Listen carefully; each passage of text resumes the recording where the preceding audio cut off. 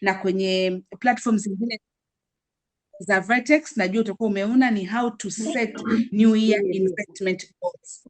Kwa hiyo nataka niwaulize swali, mtatuandikia pia kwenye comment hapo kwamba hapa tunakwenda kuangalia namna ya kuset investment goals kwa ajili ya 2026 kwa sababu ndio tuko mwanzoni mwa mwaka. Kwa hiyo inawezekana ikawa ni malengo mapya ya kwako, lakini kwa 2026, je, umepitia malengo yako ya 2025? Umeyapitia malengo yako ya mwaka 2025, malengo yako ya investment? Umefanya review? Umegundua nini? Ulitimiza kama ulivyopanga? Umeshindwa kutimiza below 50%, ama angalau ulifika 50% au mpaka 80 na kuna mwingine alitimiza 100? Naamini tukifanya review ambayo mpaka sasa natumaini umefanya, itakusaidia sana anapokuja mwalimu, unapokuja kwenda kuseta haya malengo ya 2026, then utakuwa unajua gap liko wapi. Inawezekana malengo yasiwe na shida, lakini shida ikawa ni wewe. Kwa hiyo ni muhimu sana tufanye hiyo postmortem, tuweze kujua nini ilikuwaje na kadhalika. Kwa hiyo tunavyozidi kuendelea, kama mnavyojua, event hii imeorganiziwa na Vertex International Securities Limited.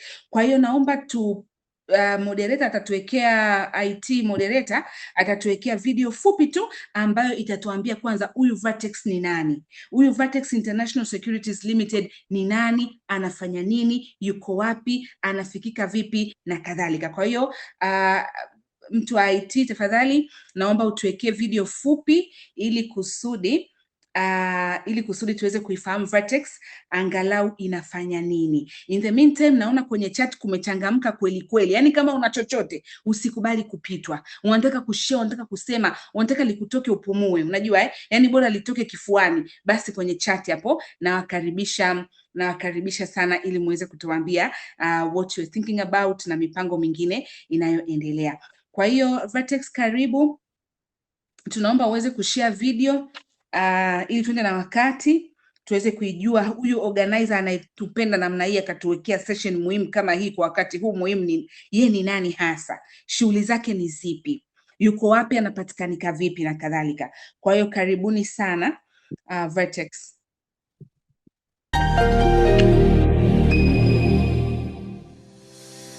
Karibu Vertex International Securities Limited. Sisi ni mawakala wa soko la hisa la Dar es Salaam DSE, tulioidhinishwa na kupewa leseni ya Mamlaka ya Masoko ya Mitaji na Dhamana Tanzania CMSA. Tunatoa huduma mbalimbali ikiwemo ushauri wa uwekezaji, yani investment advisory services, kuwasaidia wawekezaji kununua na kuuza bidhaa za masoko ya mitaji, brokerage services, pamoja na kusimamia mifuko ya uwekezaji, funds management. Ofisi zetu zipo jijini Dar es Salaam, ndani ya jengo la ubalozi wa Zambia. Kwa maelezo zaidi, tafadhali wasiliana nasi kupitia njia zifuatazo.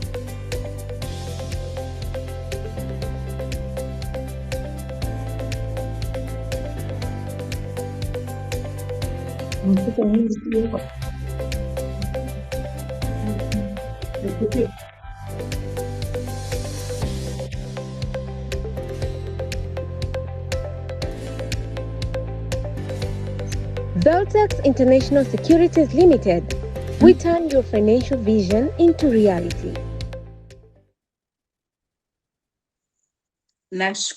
Nashukuru kwa hiyo video, angalau hata kama tukiweza kuona picha baadhi, lakini tumesikia sauti na tumeweza kujua Vertex anafanya nini. Actually nilikuwa sijui kabla kwamba alianza kazi katika miaka ya katikati ya mwaka kuanzia hizi 1990s, the mid 1990s, ambayo ni kitu kizuri sana. Sasa nilikuwa naomba tumtambue kwanza speaker wetu kabla hatujamkaribisha. Naomba nimsemee kidogo, mengine mengi atakuja kujisemea yeye wakati anajitambulisha. Lakini speaker wetu anaitwa Emilian Busara. Mr. Busara ni author, ana vitabu vyake, ameandika vingi. Mimi nimesoma cha vipande na currently nasoma cha hisa. Nilinunua kwenye moja ya bookshop pale Posta mjini pale, PPF, ile ni PPF Tower ile kama sikosei. Kwa hiyo ni author, lakini pia ni investor na ni financial educator, pia ni financial expert. Professionally ni CPA and MBA holder. Lakini pia katika career growth na career jobs na positions ameshawahi kuwa CEO wa international NGO hapa nchini Tanzania. Lakini to me personally, Mr. Busara amenifundisha katika masomo yangu ya CPA. Kwa wale ambao mmesoma CPA kuanzia 2017-18, nakumbuka mimi alinifundisha somo linaitwa auditing. Pale maeneo ya Kisutu, shule ya sekondari ya wasichana, tulikuwa tunakutana pale kwenye ile holi lao kuanzia saa 11:30 jioni, anatufundisha auditing. Na ule mwaka 2017 wakati anatufundisha, kuna siku darasani alituuliza swali kuhusu masuala ya investment. Ilikuwa ni current news ambayo inaendelea huko duniani kwenye watu ambao walikuwa wako active kwenye ulimwengu wa investing, lakini darasa zima tulishindwa kujibu hilo swali, na akasema atakayejibu anampa 10,000. Akaitoa kabisa, akawa ameishika mkononi. Mimi naongelea 10,000 ya mwaka 2017 lakini darasani tulishindwa kujibu. Kwa hiyo that shows kwamba Mr. Busara amekuwa kwenye haya maswala hata kabla hajaja kwenye social media na watu kumfahamu, amekuwa akifanya back then. Kwa hiyo leo tuko na mtu ambaye ni mtu anayeuelewa mkubwa kwa kusoma, kwa kuwa professional, lakini kwa kupractice. Kwa hiyo ukichukua hizo combination mbili, kwamba ana uelewa wa darasani academically and everything, lakini pia amepractice kwenye soko, haya masoko yetu ya fedha na mitaji. Kwa hiyo naomba nichukue nafasi hii niweze kumkaribisha. Nawaomba pia wale ambao hawajazima mic jamani, moja ya sheria ya darasa uzime mic. Kwa hiyo naomba nichukue nafasi hii niweze kumkaribisha Mr. Busara aweze kutupatia proper introduction, yeye ni nani, kabla hatujaendelea. Mr. Busara, karibu sana. Asante sana dada Amina. Asante, umenitambulisha vizuri kuliko ambavyo pengine mimi ningeweza kujitambulisha. Kwa kifupi tu, mimi napendaga tu kujitambulisha tu kama raia, mhasibu, CPA na MBA, na nina passion kwenye ualimu na nina wito kwenye eneo la kufundisha. Sio kitu ambacho nilikigundua mwanzoni, ni kitu ambacho nilikuja kugundua baadaye kwamba wito wangu na kipaji changu kipo kwenye kufundisha. Ndio maana ukaniona niko darasani. Ninashukuru umenitambulisha kama mwalimu, na niliwahi kubahatika kufundisha wanafunzi wa CPA kwa miaka 15 mfululizo, na katika miaka 15 na wewe ulikuwa ni mmoja wapo wanafunzi wangu. Nasikia burudani kwamba mwanafunzi naye ana CPA kama mwalimu wake. So kwa kifupi tu hivyo ndivyo nilivyo. Sina hizi introduction nyingine, ni nyingi sana, tunaweza tukatumia hapa karibuni dakika 20 kujitambulisha niliwahi kuwa nani, ninafanya nini, but kwa leo tu itoshe tu kwamba tutakuwa pamoja kwenye session ya kujifunza kuhusiana na mambo makubwa mawili: investment goals and investment principles. So hiyo ndio kitu ambacho ningetamani, na ninafurahi kwamba at least naona wanafunzi wangu wanakuwa walimu kama wewe na wengine, na kuna msemo unaosema kwamba a good leader produces leader, not followers. Kiongozi mzuri huzalisha viongozi na sio wafuasi. Mwalimu mzuri huzalisha walimu na sio wanafunzi. So kuwaona wanafunzi wangu leo wanakuwa ndio moderator wangu, wananipiga maswali na kunihoji na kuniweka kitimoto na kubadilishana nao ujuzi, ni kitu ambacho najisikia raha na burudani. Kabla ya kuanza hii session, tumemaliza session nyingine na kikundi kingine ambapo bwana mmoja anaitwa Abasi na Neema Chami walikuwa na lead hiyo session. Again, na wao ni wanafunzi wangu, lakini wao ndio nilikuwa naenda kuwasikiliza wanafundisha, wao wamekuwa walimu. So nina imani tukisaidiana tutakuwa na walimu wengi na tutazalisha wanafunzi wengi na tutazalisha walimu kutokana na wanafunzi ambao pengine Mungu katupa neema kuwafundisha. So back to you Amina. Sara, nashukuru sana. Na kuna mtu hapa kwenye chat anaitwa Meshak Justin, anasema to me He's a father of investment knowledge in Tanzania. Kwa hiyo sio mimi tu ambaye ninakudefine wewe ni nani, lakini hata waliohudhuria wanatoa definition zao hapa. Mr. Busara ni nani according to vile wao wameweza kuinteract naye. Huyo anasema kwamba Mr. Busara ni mwalimu wa investment knowledge Tanzania. Kwa hiyo asante sana Mr. Busara. Sasa wakati tunamkaribisha Mr. Busara ili aweze kuanza session yake rasmi, naomba niongelee kuhusu Mr. Busara ataongelea kuhusu investment goals, lakini sisi ndo wale ambao pia tunaweka malengo ya kupungua uzito mwanzoni mwa mwaka, inaitwa weight loss goals. Mtu anaenda gym, nitakuwa nakunywa green juice asubuhi. Ndio sisi pia tunaweka malengo ya career, lakini ndio sisi pia tunaweka malengo ya biashara. Ndio sisi pia ambao tunaweka malengo ya investment kama ambavyo atatufundisha Mr. Busara. Ndio sisi pia tunaweka malengo ya personal development. Nitakuwa nasoma vitabu kama vya Mwalimu Busara vya kuwekeza kwenye hisa, kuwekeza kwenye vipande. Nitanunua kitabu cha Robert Kiyosaki, nitanunua kitabu I Want You to Be Rich, I'll Teach You How to Be Rich, Poor Rich Dad, Poor Dad, Cash Flow Quadrant na kadhalika. Ndio sisi ambao tunaweka malengo ya kimungu. Ilikuwa sehemu nitaanza kwenda kanisani. Jamani, hizo maiki. Natamani mtu wa Vertex alikuwa anaweza kuazimia ambao wanawasha. Kwa hiyo mtu anaweka spiritual goals, kama nitaanza kuwa karibu na Mungu, nitaanza kwenda kanisani, Bible study, msikitini na kadhalika. Lakini niliwaambia pale kwamba mniandikie ile Ijumaa ya pili ya mwezi Januari ilikuwa tarehe ngapi? Na wengi wamesema ni tarehe 9. Sasa wengi wakati tunaanza mwaka tulianza na haya malengo, lakini research iliyofanywa huko duniani, ikifika Ijumaa ya pili ya Januari, watu wengi wanakuwa wamesahau kuhusu yale malengo. Hakumbuki hata aliandika wapi wala yalikuwa yanafanana vipi. Ni kwa jinsi gani ya malengo yanakuwa yanaishi muda mfupi. Tarehe 9 kwa mfano mwaka huu watu wengi washachana na malengo. Leo ukimuuliza hakumbuki hata alikuwa amesema Januari anataka apungue kilo ngapi, au Januari atakuwa amenunua hisa au amenunua vipande ama amenunua land kwa kiasi gani, anakuwa hajui. Kwa hiyo jamani, tunaenda kumkaribisha mwalimu, atatufundisha. Tutamuomba pia tupatie na mbinu za kuweza kukumbuka haya malengo na kupambana nayo kuanzia Januari mpaka Disemba. Kwa hiyo Mr. Busara, naomba wakati unatufundisha utuzingatie Watanzania, na sio Tanzania tu, duniani wanadamu wengi wale ambao kidogo tuko sijui inatokea nini, lakini tarehe 9 hapo tushaachana na malengo, hatukumbuki. Kwa hiyo karibu sana Mr. Busara, the floor is yours. Karibu anze kutufundisha, tuko tayari kupokea.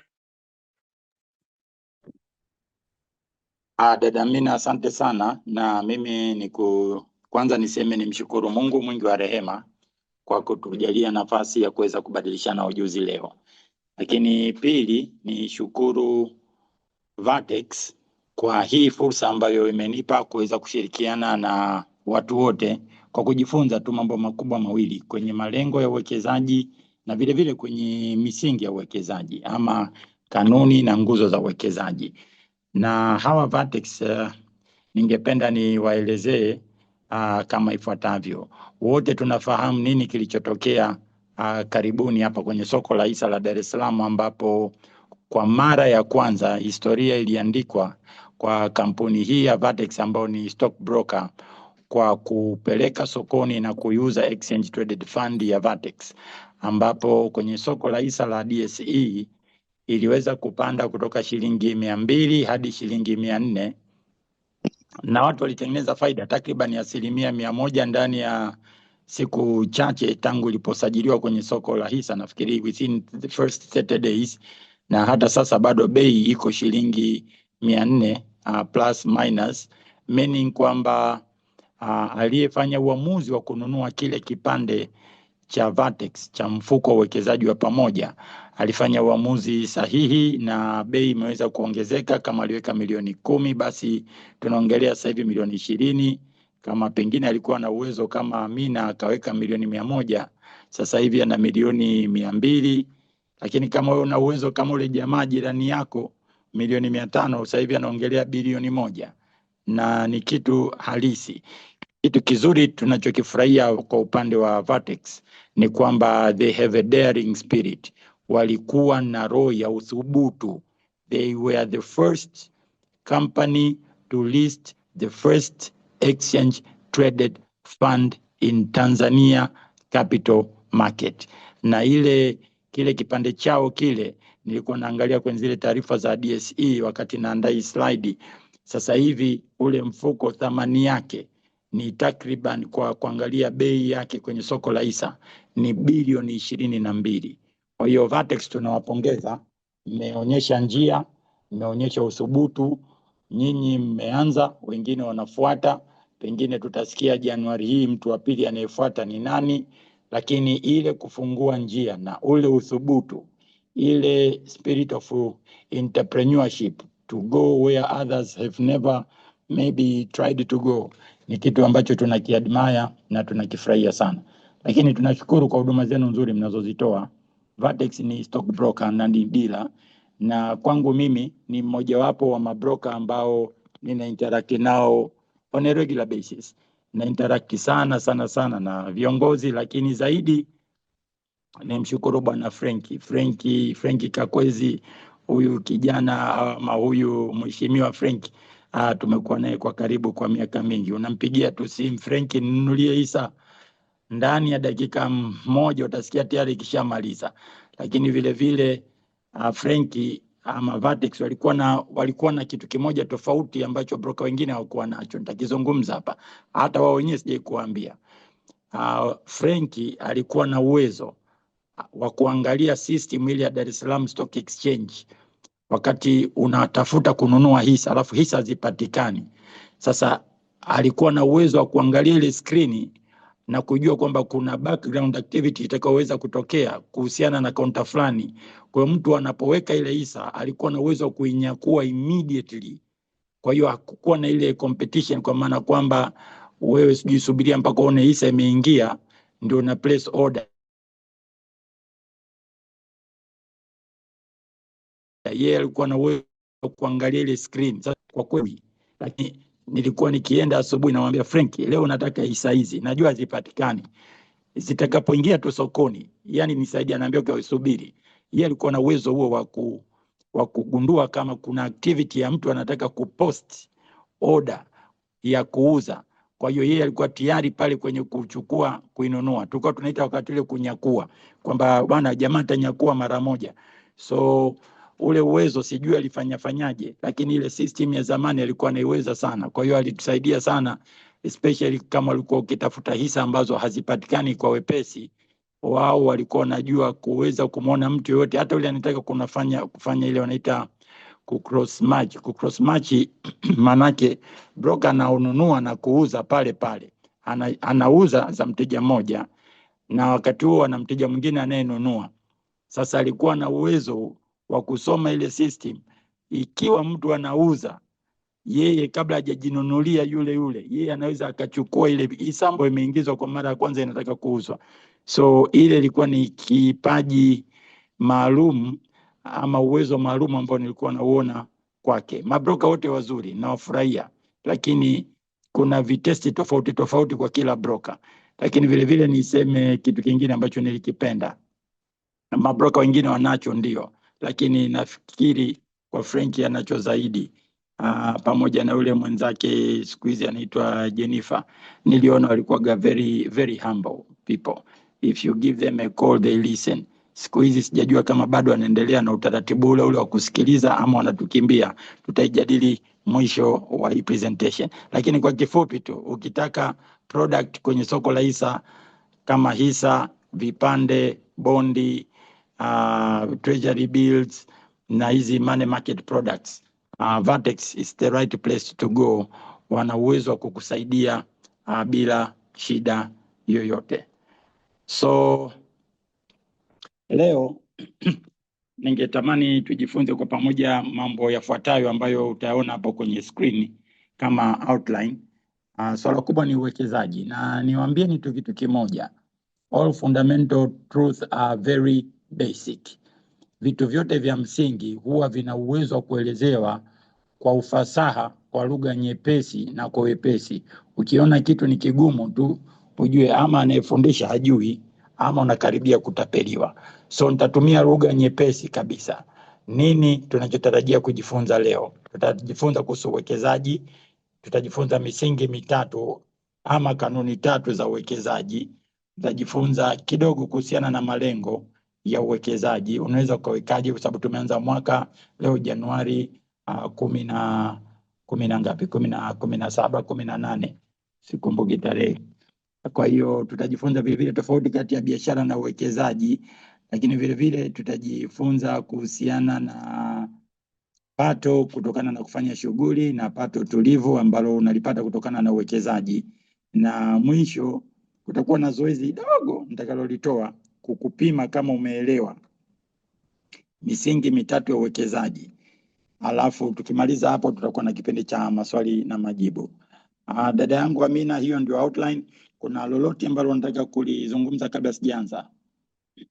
Hapana, tuko vizuri na mimi nitaendelea kupokea maswali kwenye chat box huku, alafu as we go, kama tutakuwa tuna pressing issue naweza nikakukatisha, lakini just go mwalimu. Asante sana. Asante sana CPA Amina. Uwekezaji ni nini? Na nitakuelezea hadithi moja. Mwaka 2011, 2012 niliitwa Chuo Kikuu cha Mipango cha Dodoma, na nilipoitwa pale kwenye kile chuo kikuu na kozi inayoitwa investing, na kulikuwa kuna ubishi kati ya walimu na wanafunzi na kukuwa na mwafaka kuhusiana na maana ya halisi ya uwekezaji ni nini. Alafu kulikuwa na debate, where can we get the reference ambayo inathibitisha hiyo maana ya uwekezaji. Nikapigiwa simu na kile chuo cha mipango Dodoma, nikaombwa kama naweza nikaenda nikajadili hiyo mada na kutatua hiyo changamoto ambayo imejitokeza kati ya wanafunzi na walimu kwenye dhana nzima ya uwekezaji. Basi kwa nikafunga safari nikaenda zangu Dodoma. Siku ile nakumbuka wanafunzi wa mwaka wa kwanza mpaka mwaka wa 3 wote waliambiwa mnaosoma kozi za uwekezaji mnaenda kwenye ukumbi, pamoja na wanafunzi wa masters, pamoja na walimu wote waliokuwepo pale lecturer. Basi tukaenda tukapata hiyo nafasi. Hoja ikatolewa tuelezee maana ya uwekezaji. Mungu mwema, by then nilikuwa nimeshasoma na nilikuwa nimeshaanza kupractice masuala ya uwekezaji kwa bidii. Na uwekezaji maana yake inakuwa reflected kwenye huo mchoro. Na maana zake ziko mbili. Mtu wa kwanza aliyedefine uwekezaji alikuwa ni mtu anaitwa Benjamin Graham, mwalimu wa Warren Buffett. Ameandika vitabu viwili vikubwa. Kimoja kinaitwa The Intelligent Investor, cha pili kinaitwa Security Analysis. Hivyo vitabu viwili ndani yake vina contain definition ya uwekezaji. Lakini kuna kitabu kingine kinaitwa The Millionaire Next Door na kingine kinaitwa The Millionaire Woman Next Door, na chenyewe wale waandishi wawili walidefine maana ya uwekezaji. Uwekezaji una maana kubwa mbili. Maana ya kwanza, uwekezaji ni kuwa na fedha katika biashara. Unapoanzisha biashara unaingiza mtaji wa fedha. Kwa hiyo umewekeza sehemu ya mali yako, sehemu ya rasilimali zako kwenye biashara. Sasa ile kuwekeza sehemu ya rasilimali yako ndio uwekezaji. Lakini the proper and probably the scientific and professional definition ilitolewa na Benjamin Graham, ambayo Mr. Warren Buffett amekuwa akifuatilia na kuiexercise day and night. The late Charlie Munger, hawa kina Philip Fisher, wakina Peter Lynch, hawa Amerikani ambao wameweka historia kwenye ulimwengu wa uwekezaji, waliobserve ile definition iliyofundishwa na mwalimu wao huyu Benjamin Graham, ambapo Benjamin Graham yeye alisema uwekezaji ni shughuli ya utafiti inayojikita katika kulinda mtaji kwa ajili ya kuleta faida inayoridhisha. Kwa Kiingereza tunasema investing is one which upon thorough analysis promises the safety of capital and satisfactory return. Kwa hiyo pale kuna mambo makubwa matatu tunapozungumzia swala la uwekezaji. Na mimi ningependa nitumie kwenye hii sehemu ya pili, ningependa nitumie zile taa za kuongozea barabarani, traffic lights, kwenye kudefine na kuclarify the whole concept ya uwekezaji. Huwa unawekeza kwenye biashara, huwa unawekeza kwenye hisa, huwa unawekeza kwenye vipande, huwa unawekeza kwenye hati fungani, bondi, huwa unawekeza kwenye sijui ni ETF, huwa unawekeza kwenye fixed deposit. Zingatia mambo makubwa matatu yanayotokana na ile definition. Jambo la kwanza ni utafiti ama analysis. Kwa hiyo hapa tunazungumzia taa ya kijani. You can go with investing your money as long as you performed your analysis, your research. Wengine wanaita due diligence, wengine wanaita assessment, call it whatever name, whether ni formal ama informal. Lazima ufanye kitu kabla ya kufanya uwekezaji ama kutumia pesa. Then kanuni ya pili ni usalama wa fedha ulizonazo. The money you have ni critical. Halafu kanuni ya tatu ambayo watu wengi ndio wa kidogo tunaikimbilia inaitwa faida. Sasa haya mambo makubwa matatu ndio ambayo unatakiwa uyafikirie kabla hujatumia pesa wakati wowote. Kuna jambo ambalo huwa kila wakati linatokea. Watu huwa wanafanyaga kinyume. Angalia hii picha hapa unayoiona hapo mbele. Ukiangalia hiyo picha utagundua kitu kimoja. Upande wa kushoto watu wanaanza na namba 1 wanapotaka kuwekeza, wanawaza faida. Alafu namba 2 ndio wanajiuliza usalama wa mtaji. Namba 3 ndio wanakuja kufanya utafiti. Hii ndio common scenario ambapo mimi kwa takwimu zangu ninaweza nikasema takriban 80 hadi 90 ya watu, mashirika, taasisi mbalimbali wanaanza kwanza kwa habari ya faida kiasi gani, alafu wanaenda kuchukua hela zao wanawekeza bila kujua huko wanakuwekeza kuna usalama kiasi gani. Wakishapata hasara ndio wanakuja kwenye sehemu ya 3, wanaanza kufanya utafiti, tulikosea wapi. That is a very wrong approach. Na hata wewe na mimi tujiulize tu, tulipopata hasara, what went wrong? Probably utagundua kwamba ulifanya uamuzi kabla ya kufanya utafiti. The best way and the best approach should be namba 1, upande wako wa kulia iwe ni utafiti. Utafiti ukikamilika, then namba 2 uwe usalama wa mtaji. Namba 3 iwe faida. Hizi concept 3 nitazielezea kama ifuatavyo. Kwa hiyo tutaanza na ile concept ya kwanza au kanuni ya kwanza ama msingi wa kwanza kabla hujawekeza pesa sehemu yoyote kwenye maisha yako. Kanuni ya kwanza inasema fanya utafiti ama uchambuzi ama upembuzi. So kwenye eneo hili, hii ni first priority, ndio kipaumbele cha kwanza. Utafiti unaweza ukawa wa formal, manake umemweka mtu anatoa na ripoti kabisa. Utafiti unaweza ukawa wa informal. Informal manake sihitaji kuandikiwa ripoti yoyote. Naenda DSE, najiuliza hisa gani inaofanya vizuri. Namuuliza maybe Abasi, maybe namuuliza Vertex ambaye ndio broker, maybe namuuliza Orbit, maybe namuuliza Solomon. Lakini hapa kwa sababu Vertex ndio mfadhili, nimewataja hawa wana uwezo. But if you go to Vertex, they will tell you clearly, sisi tunavyoona kutokana na utafiti wetu, fanya hivi na hivi. Sasa hiyo itakuwa much more formal. Wanaweza wakakuadvise, wakakuandikia na ripoti, wakakutumia na email. Wao ni professional advisor Vertex. Sisi wengine hatuna hiyo very formal status. Tutakwambia tu tumefanya analysis, mambo ndio hivi. Kwenye nchi zetu hizi za Afrika hizi kuna shida nyingi. Sasa ukisema kila shida uifanyie utafiti ndio uje utafutie solution, you will lose opportunity. Act instantly, immediately after performing due diligence. Kuna aina 2 kubwa za utafiti wa kisayansi. Moja tunaita qualitative analysis ama fundamental qualitative analysis. 2 tunaita quantitative analysis. Na hivi vyote vinalenga kwenye kuhakikisha unagundua fursa ambayo itakupa faida ya kuweza kurecoup your investment ambayo unatarajia kuifanya. The purpose ama lengo la kufanya utafiti ama uchambuzi wa kina ni kuweza kugundua fursa ili uitwae ama kugundua makosa ili uyaepuke. So first priority sio faida. First priority ni utafiti. Amina, tupo pamoja? Mwalimu, tupo mwalimu, na tunaona tunavyokoseaga, tunaanza kuweka hela alafu usalama baadaye. Tuendelee. Tuko pamoja Ya, mwalimu, hata asante. hawa watu unaosikia mara nyingi sana, mi bana niliamua kuchukua hela yangu nikaenda kuweka huku, nililipwa mafao yangu, halafu nikaambia huku kuna faida kubwa sana, nikaenda kuweka kule. Mbona kwenye soko la hisa faida ndogo ndogo, faida tuzielewi? Hawa wote hawajafanya utafiti. Matokeo yake wakishapoteza pesa ndio wanakuja, mimi mstaafu nimepoteza pesa. Ulifanya utafiti kabla kutumia pesa? Hapana. Mimi nilikuwa mwanafunzi na bomu langu nimetapeliwa.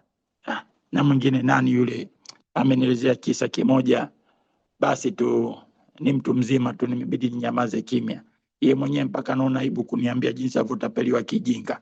So mimi niwaombe, kabla hujatumia pesa zako kwa kuwekeza kwenye kitega uchumi chochote, kwenye utafiti, sehemu ya kwanza tunapochambua ubora wa biashara ama kitega uchumi unachotaka kuweka pesa, jiulize ni biashara gani, ipo sekta gani, inawekaje bei kwenye bidhaa zake, ushindani wake ukoje, je, ina ukiritimba, muundo wake wa kufanya biashara ukoje, how do they make money, wanauza kitu gani watengeneze pesa. Hapa kwenye business model hapa matapeli utawagundua. Utawasikia tu wanakuambia wewe tupe pesa alafu sisi tutakupa faida. Ndio, wewe unaenda kuiweka wapi kabla hujanipa faida?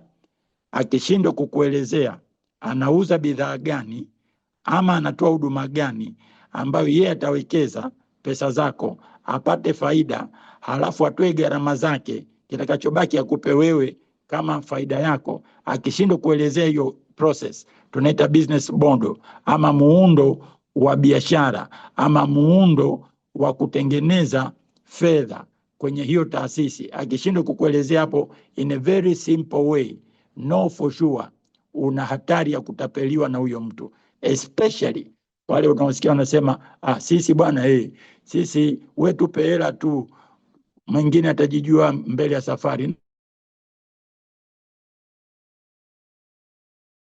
No, you must ask this simple question idea zaidi kwenye swala zima la wewe kuweza kufahamu ile biashara na misingi yake. Lakini lazima ujifunze kuhusiana na upinzani ambapo kwenye biashara kuna utawala gani bora, viongozi waliokuwepo pale, je, customer base ama wateja wanawapataje na wale wateja wanahudumiaje. Vile vile vitakusaidia sana kwenye kuelewa biashara. Ukiangalia picha yako upande wako wa kushoto, nyumba ina msingi na ule msingi ndio unaodetermine ubora na uimara wa nyumba. Yale mambo ya msingi pale kwenye picha nyekundu ndio yale unatakiwa uyazingatie, na kwenye yale majiwe ya msingi, matofali ya msingi, nimejaribu kuyaandika kila aina ya kitu cha msingi ambacho unatakiwa ukizingatie. Kuna mtu namwona sijui ni mtoto ama ni mtu mzima anachorachora huko kwenye skrini. Nafikiri kama wewe ni mzazi unaweza kumzuia, lakini hatutarajii mtu mzima atakuwa anafanya vituko na vitendo vya namna hii. Alafu kwenye mambo ya msingi ya kuzingatia unapofanya utafiti kwenye sehemu ya pili, lazima uangalie faida ambayo biashara hiyo inaitoa, uangalie ukwasi, manake mzunguko wa pesa taslimu, uangalie kama ile biashara inakopa sana ama haikopi. Biashara zenye mikopo mingi ni hatari, huwa zinakufaga mara nyingi, kwa sababu lazima mkopo uende kuulipa. Ukishindwa kuulipa, aliyekupa mkopo kwa kawaida huwa ana tabia ya kumkamata yule ambaye ana tabia kutokulipa mkopo na kutaifisha mali zake. Lakini lazima uangalie vile vile vigezo vya soko, uangalie mtiririko wa fedha, uangalie sekta, na vile vile uangalie faida ambayo wewe unaitarajia katika mfumo wa gawio ama mfumo wa riba kulingana na aina ya kitega uchumi. Kwa hiyo msingi wa kwanza wa biashara kabla hujawekeza sehemu yoyote ni kuhakikisha unafanya utafiti kuhusu masuala ya umuhimu na ubora wa biashara ama sifa za biashara. Kwa Kiingereza mara nyingi sana wanaziita business fundamental or competitive advantage or economic mode.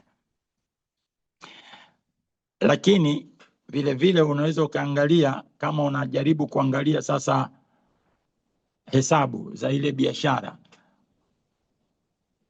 kuna baadhi ya vigezo kama 5 ambavyo mara nyingi mimi huwa navitumia ambavyo vinanisaidia kujua hii biashara, hizi hisa, hivi vipande, hii kampuni ina uwezo wa kutupa faida inayoridhisha. Sasa kama ni kampuni ya kibiashara iliyosajiliwa kwenye soko la hisa, kuna vigezo vingi, lakini vitano vikubwa ambavyo napenda kuvitumia. Kimoja ni kujua, je, hiyo bei ya hisa ni kubwa kiasi gani ukilinganisha na faida yake. Lakini pili, huwa nalinganisha value and price, thamani ya hisa pamoja na bei. Vipande vina thamani, vipande vina bei, so compare. Lakini cha tatu, naangalia faida kwa kila shilingi 100 iliyowekezwa katika mtaji katika ile biashara.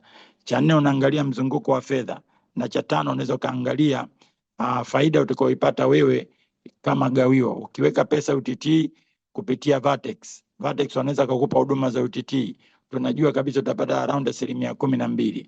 Ukiweka pesa kwenye treasury bond, tunajua ile ya miaka 20 zamani ilikuwa inatoa 15.49, ya miaka 25 ilikuwa inatoa 15.95.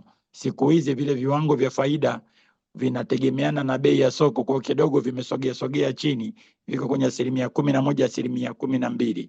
Lakini vile vile kwenye hisa unaweza kucompute your dividend yield. Kwa hiyo hii ni part of the research, fundamental analysis on the quantitative part, statistics or numbers, ambao lazima uifanye ili uweze kukusaidia.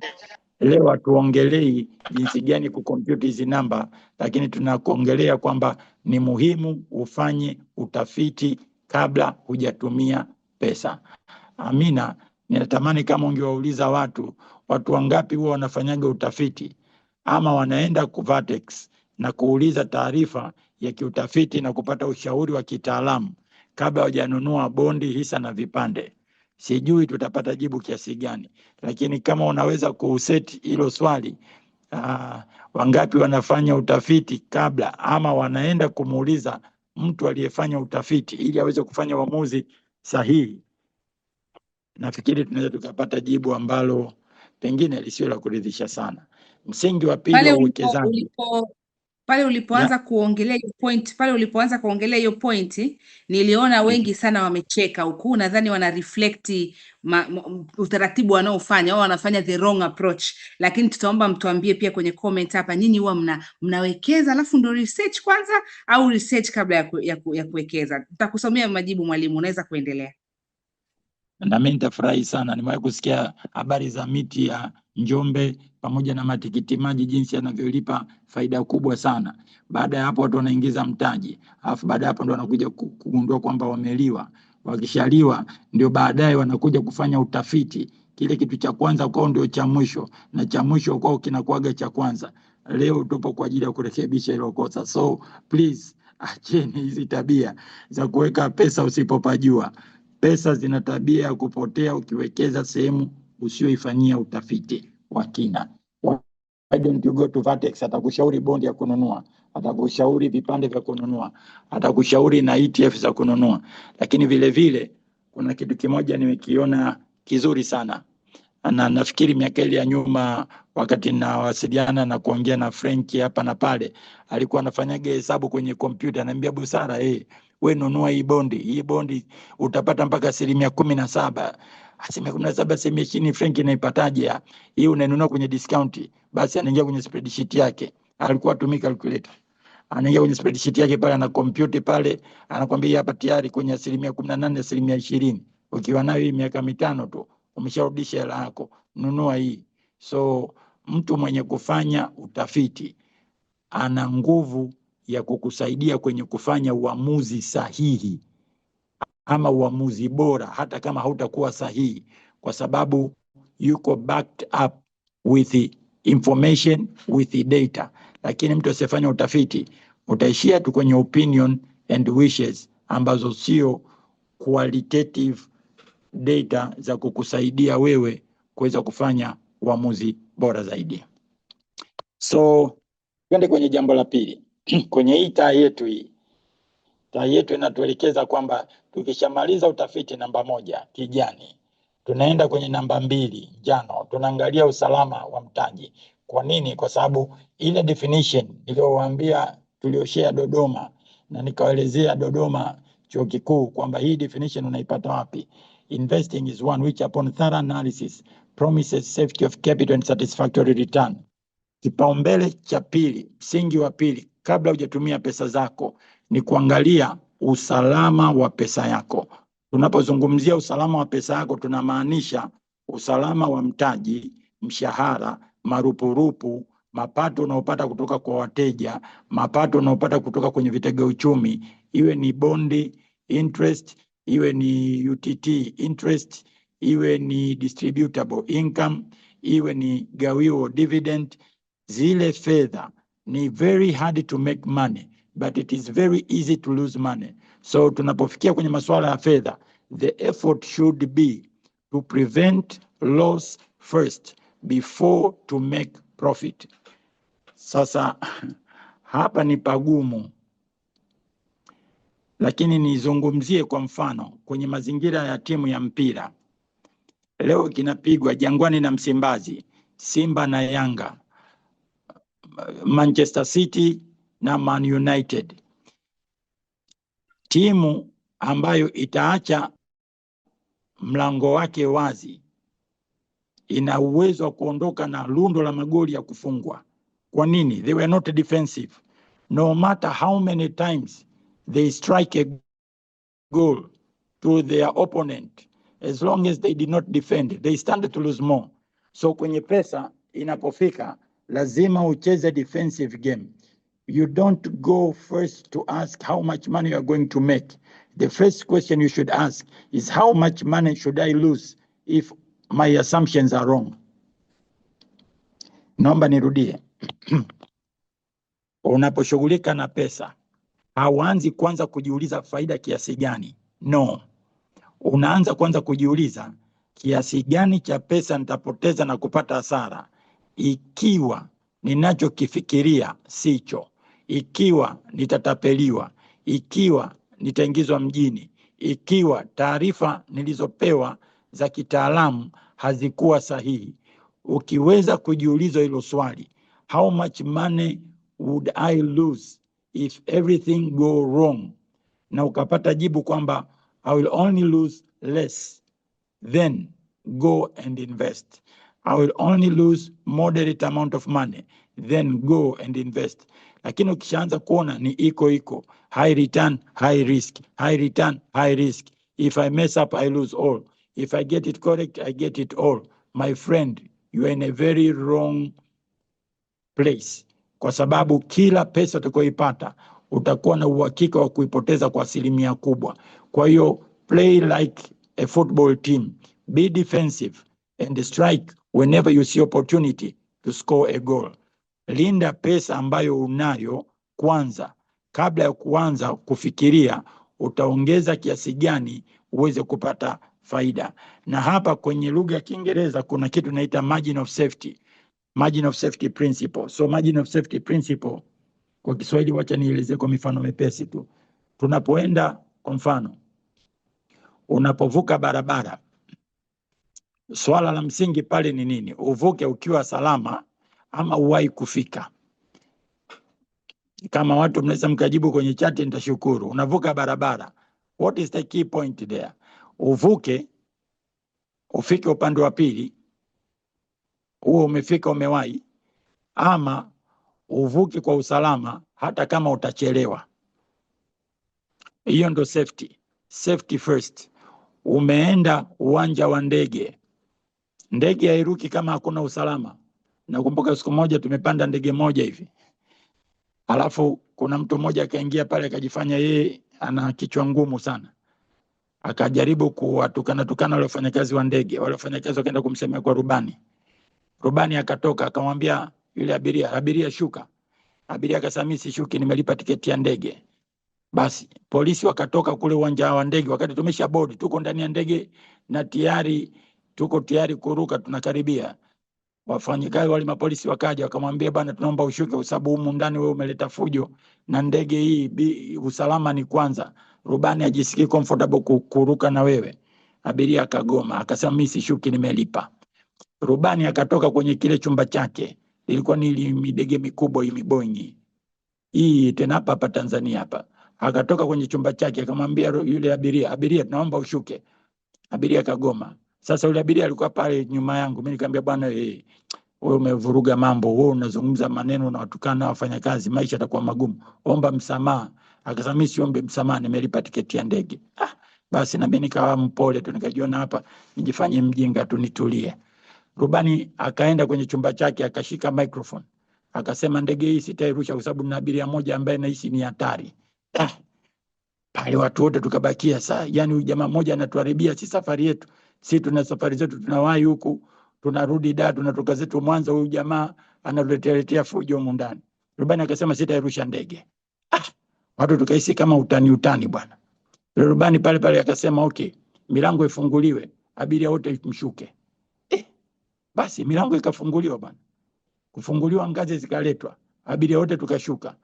Tukaambiwa tuondoke zetu. Basi tukaondoka tukaenda pale kwenye ile sehemu nyingine. Polisi wakaja wakamchukua yule abiria walikuwa wanamtaka. Tukaambiwa abiria wengine wote turudi ndani. Abiria wote tulibakia tukarudi ndani ya ndege. Yule tukamwacha kule kwenye mikono ya wale waheshimiwa wale. So issue pale rubani alichokuwa anaangalia ni usalama kwanza. Ndege hairushwi kama hakuna uhakika wa usalama. Siku nyingine tumeenda sijui kutua wapi, sijui kwa uwanja gani ule. Rubani akasema hapa kama mawingu naona sioni vizuri sana, kwa hiyo usalama kwanza, ili ndege silitulizi hapa nalirusha. Kalipaisha tena. Basi sasa tuko najiuliza kwa nini anashuka analipaisha. Ni usalama kwanza. Ukienda kwenye construction projects, miradi ya ujenzi wa majengo, barabara, utasikia wanatumia lugha moja, safety first. Hawafanyi kazi bila kuangalia usalama kwanza.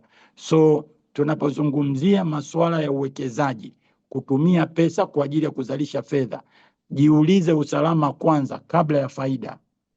Ukiweza hiyo, utaweza kufanya vizuri. Warren Buffett alisema za principle moja, alisema yeye ana principle kubwa mbili. Never lose money. That is the first principle. Second principle, refer to principle number 1.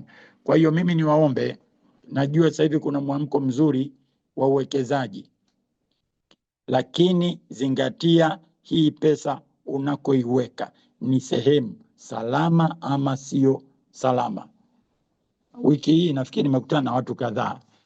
Lakini mmoja nilimwona ananiuliza kitu kimoja, nikamwambia usiweke pesa huko kwenye michezo hii isiyoeleweka hii kwenye kompyuta hii.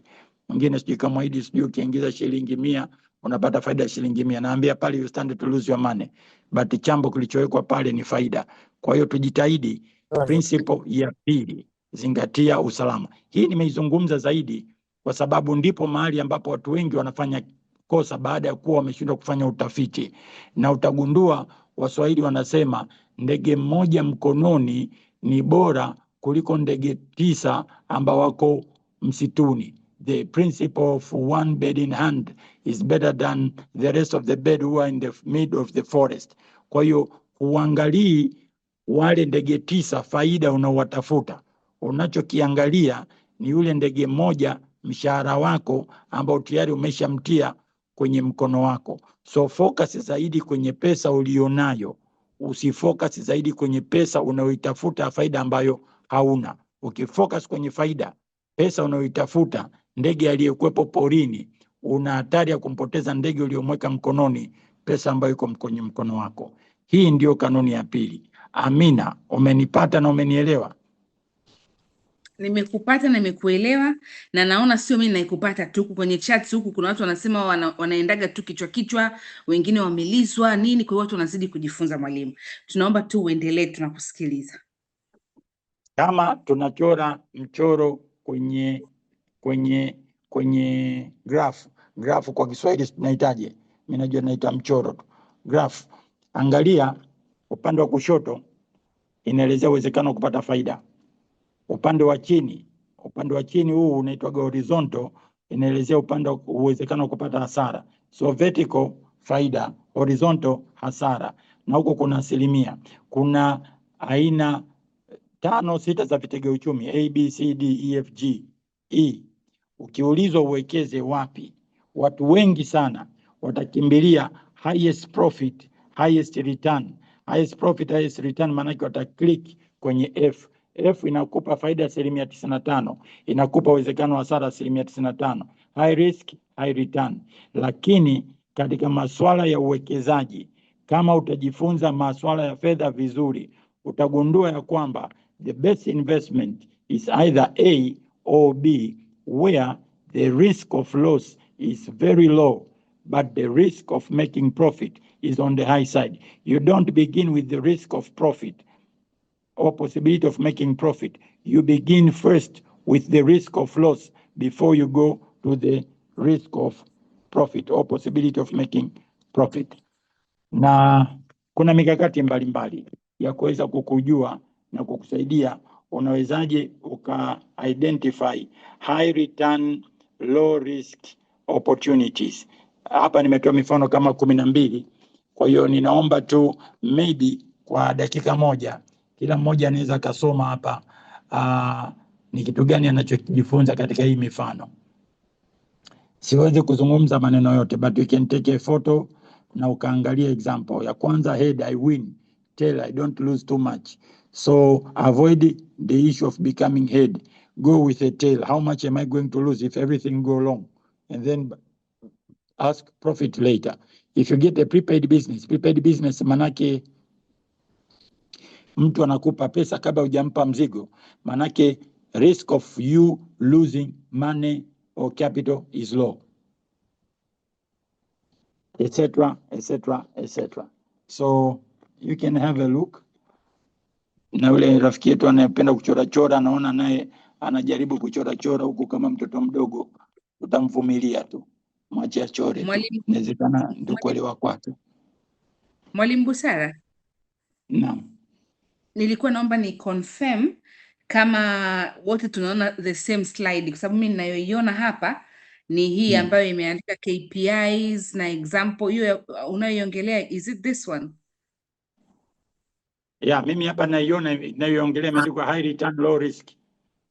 Yes, ndo tunayoiona high return Ndio low risk. hiyo Low cheap, high expensive, high best, low band, ndio hiyo. Yeah, Yes, ina high vitu return, 12. high low risk. hiyo high return. Huyo anayechora chora jamani.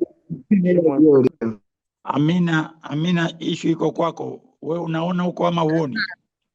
Mimi naona hii ambayo inasema price earning value versus price return on equity. Basi ngoja ninajaribu kushare tena upya, utaiona Okay. vizuri tu. Ngoja tena nijaribu tena, tuone kama Aye. utaweza kuiona vizuri. Sawa. Asante. Wewe ndio moderator wetu, hatuwezi tukakuacha. Hapa unaiona? Naona tu black, iko black, haijapanda bado. Inaonekana high return low risk. Inaonekana kuna shida. Inawezekana kuwa Labda toka ingie tena. inaonekana. Mnaweza mkaendelea, ngoja nitoke niingie tena. Anayechora chora atuheshimu na wengine. Huko inaonekana. Haya, asante sana. So nashukuru kwamba wadau wamesema wanaona, na wakati dada Amina anajaribu kujiweka vizuri, then nitajaribu kuzungumzia msingi wa 3 wa uwekezaji. Kabla hujatumia pesa yako kwenye biashara, hisa, vipande, iwe ni bondi, iwe ni nini, make sure you just follow this order in a systematic manner. Cha kwanza ni cha kwanza, first thing first. Cha mwisho ni cha mwisho. Hiki ninachokiongelea sasa ni cha mwisho, kinaitwa faida, ile taa nyekundu barabarani. That should be the last. So kwenye faida, mara nyingi sana tunatamani kwenye mwaka wa kwanza upate faida yenye kurenja around 10% mpaka 12% ya pesa uliowekeza, kama unawekeza kwenye kitega uchumi cha muda mrefu, iwe ni biashara, active business, duka, ama iwe ni hisa, ama iwe ni bondi, ama iwe ni vipande vya UTT, ama vipande vya Vatex ambavyo vinauzwa kwenye soko la hisa la Dar es Salaam, ama iwe ni kodi unayoipata kutoka kwenye nyumba unazopangisha.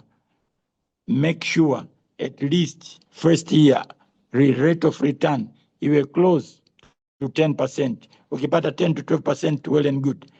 Ukipata below basi isipungue sana 8%, kwa sababu kwa hali inayoiona sasa hivi kwenye soko la Tanzania kwenye bidhaa za kifedha kama kina hisa na vipande na bondi, tunaanza kuona kwamba zinashuka probably because of the liquidity iko kubwa huko kwenye mikono ya watu. Kwenye return tunapozungumzia faida inamaanisha mambo makubwa mawili. Moja ni ile ongezeko la thamani. Mbili ni yale malipo unayolipwa kila baada ya muda, ikiwa kama ni gawio ama riba ama kodi ama pesa taslimu mteja anaponunua bidhaa zako. Kwa kawaida tunatarajia faida utakayoipata iwe zaidi ya mfumuko wa bei. Mfumuko wa bei wa Tanzania ni asilimia takriban 3-4. Tuko kwenye range hiyo, ama ni chini ya 5%, then at least faida unayoipata iwe zaidi ya mfumuko wa bei. Tunapozungumzia faida kwenye uwekezaji tunazungumzia faida inayoridhisha. Faida inayoridhisha maana yake hatutarajii kuwa na faida iliyokithiri ama kujiingiza kwenye mitego ya kutajirika haraka ama ule mtego ambao watu wengi tunao. Tunaanzaga na taa nyekundu faida, tukishapoteza pesa taa ya njano, ndio tunakuja kujiuliza kufanya utafiti kwa nini tulipoteza pesa taa ya kijani. So please be careful, usiwe overambitious kwenye kutafuta faida iliyokithiri. Wengi huwa nawasikia wanasema hii faida yake mbona ndogo sana, hii faida yake mbona ndogo sana. Ukishamsikia tu mtu anazungumza hiyo lugha, maana yake ina uwezekano mkubwa huyo mtu wa kupoteza pesa, kwa sababu yeye anatafuta dili la mara moja la kumtoa maishani. Na utasikia tu mtombe, hivi kitu gani nikifanya tu mara moja tu kitanitajirisha, nikifanya mara moja tu hela yangu itaongezeka mara 10. My friend, sio rahisi kupata such opportunity. Zikitokea sio kila wakati. Labda hii ya Vertex tumeiona juzi, iliingia shilingi 200, shilingi 400, good 100% profit, far over and above than 10% first year. So kusudia kupata faida ambayo wewe unaona inakuridhisha, na hiyo ndio maana ya uwekezaji. So dada Amina, sijui kama umeweza kulogin.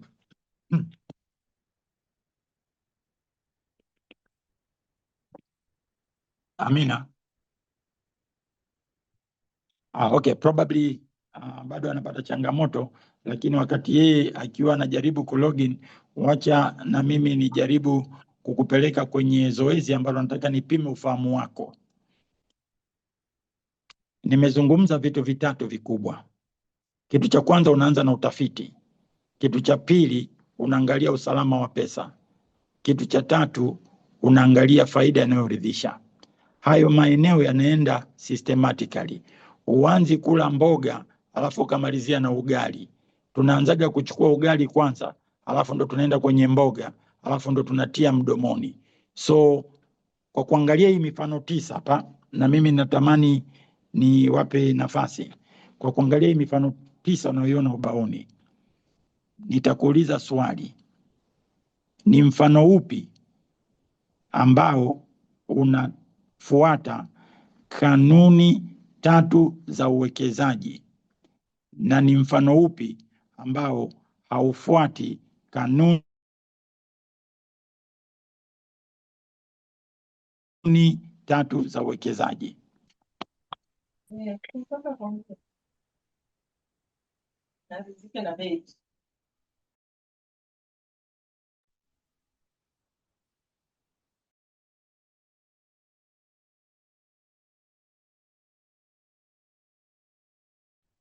Halo. Mfano namba 3 unafuata kanuni ya uwekezaji. Sawa, jina lako nani? Pili Jarufu. Blessing. Pili Jina lako Jarufu. nani? Ulizungumza wa kwanza wewe.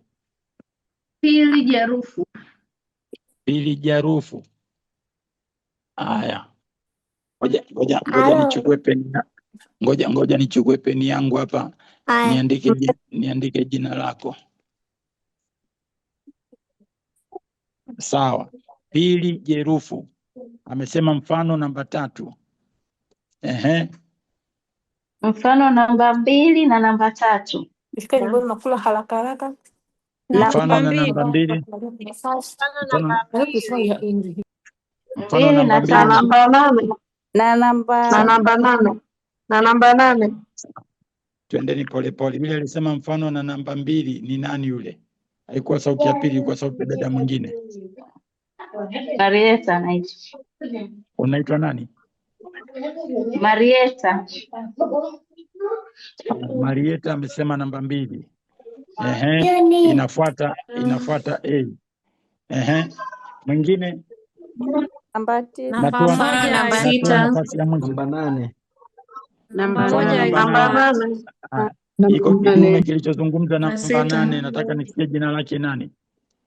Sauti huyo alisema namba 8, huyo mwanaume huyo. Nelson. Nelson umesema namba 8. Sawa. Hongera. Namba 3. Namba Namba 3 ilishatajwa na Pili. Namba 8 ilishatajwa na Nelson. Namba 9.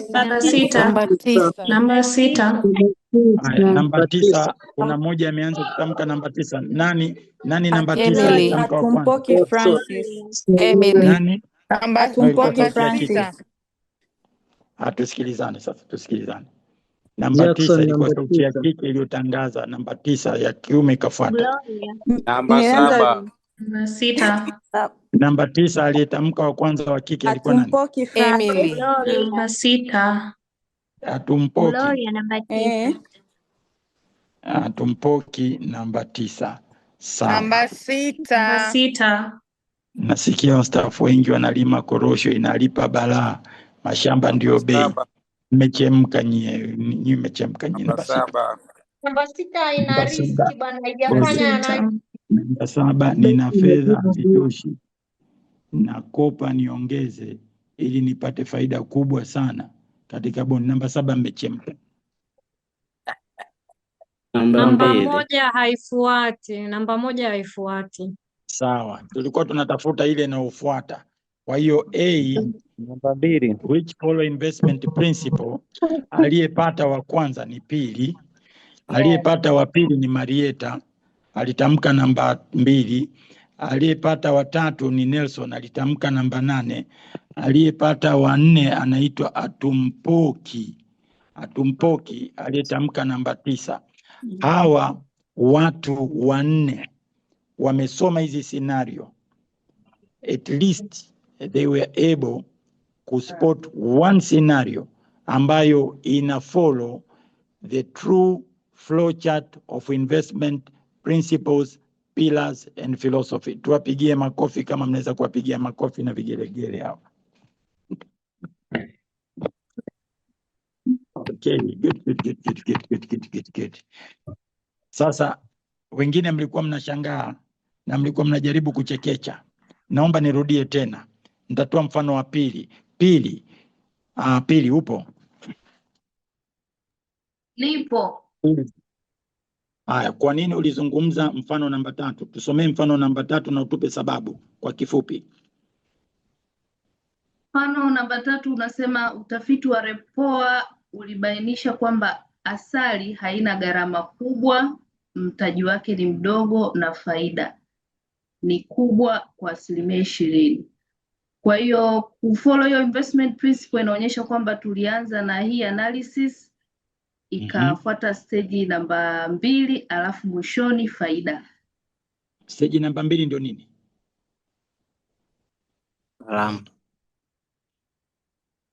Usalama wa mtaji. Nimeisahau, imenitoka. Usalama wa mtaji. Sawa, usalama wa fedha.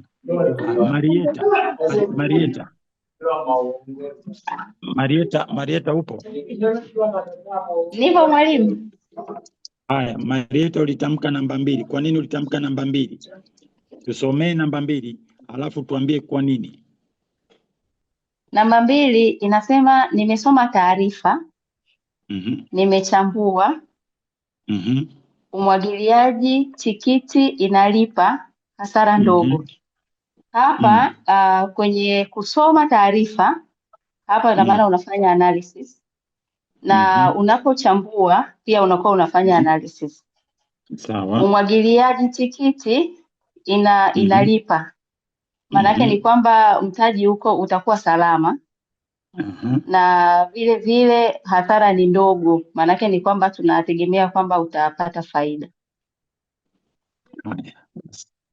Sawa, umefanya vizuri. Nelson, ulisema namba 8. Nelson upo? Nipo. Nisomee namba 8 na uniambie kwa nini namba 8 umeona ni bora ukaviruka vingine.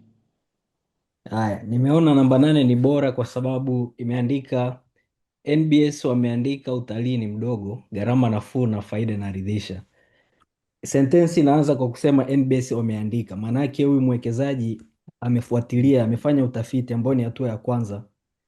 Then gharama ni nafuu, maana yake usalama wa uwekezaji wake ni kwamba hata kuwa na capital, hata iwekeza pesa nyingi kwenye huo uwekezaji, kwa hiyo ni usalama wa pesa zake zile ambazo anawekeza. Lakini pia faida ni inayoridhisha, maana yake hapa nasema faida inaridhisha, ambayo ni hatua ya 3 kwenye uwekezaji. Okay, sawa. NBS ni nini kwa kirefu? National Bureau of Statistics. Okay. Sasa hii National Bureau of Statistics ndio ile taasisi ya serikali inayotoa takwimu ambazo serikali imeziendorse, imezithibitisha, imezikubali, imeziachia. Kwa hiyo wewe unasoma taarifa za NBS, zile ni reliable, wale hawaleti longolongo. It is something substantial, something of a substance. Kwa hiyo Nelson, hongera. Haya, huyu mwingine huyu, ngoja kwanza. Atumpoki upo? Nipo. Namba 9 tusomee, alafu tuambie kwa nini ulisema namba 9. Okay. Namba 9 inasema BOT MER inaonyesha mikopo chechefu chini ya 5% na sekta ya benki ina faida.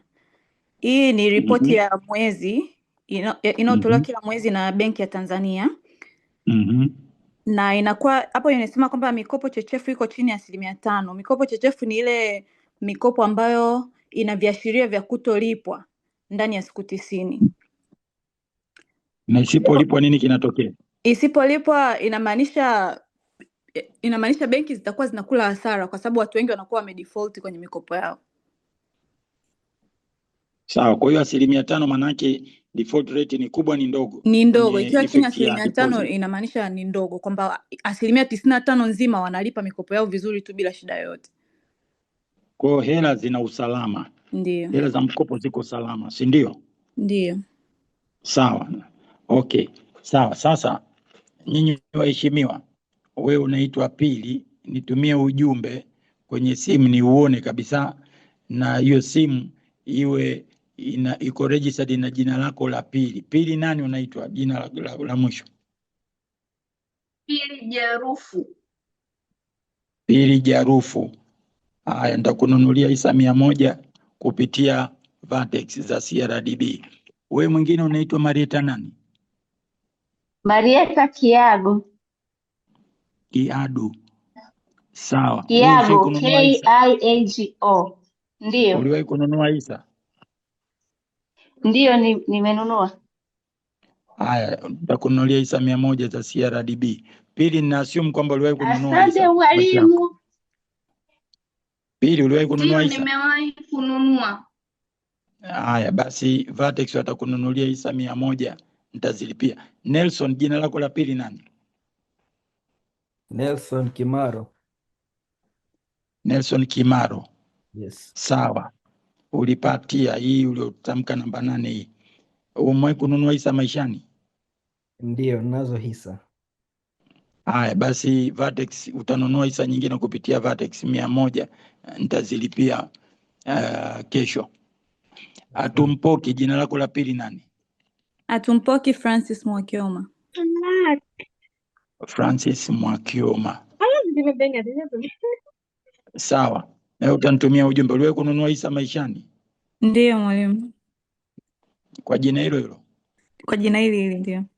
Haya basi, na wewe hisa 100. Kwa ujumla tutanunua hisa 400, kila mmoja hisa 100 hisa za CRDB kama zawadi kwa kufanya vizuri kwenye hili zoezi. Always Asante mwalimu, Mungu picha akubariki. unaanza na utafiti ama taarifa iliyothibitishwa ama taarifa iliyochakatwa kabla ya kufanya uamuzi wa kutumia pesa ili upate faida. Faida ni ya mwisho, usiendekeze mwanzoni. Kila anayetafuta faida kubwa huwa anaishia kwenye kupoteza mtaji. So be careful, be systematic. Dada yangu Amina, umeweza kurudi? Nimerudi na nimekuta uko kwenye session ya magifti, unawagiftisha watu mwalimu. Asante sana kwa motivation.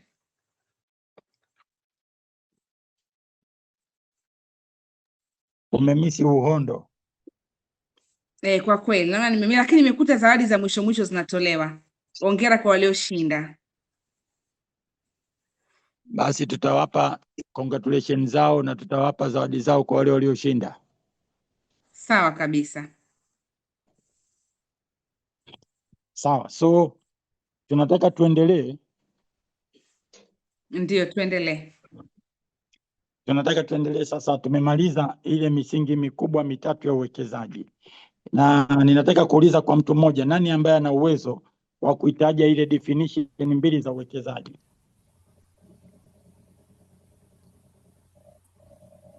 Nani mwenye uwezo wa kutamka zile definition chap chap bila kusoma?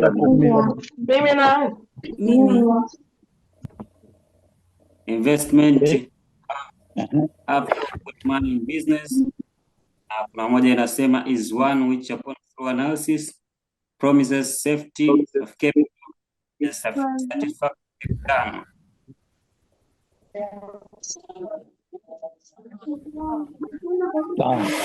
Investment ni kuweka hela na ikawa na uhakika wa kupata faida. Hiyo definition yako ina tatizo. Kuweka hela, umeanza na pesa, hujaanza na utafiti. Kwa hiyo hiyo sio sawa sawa. Ongea mmoja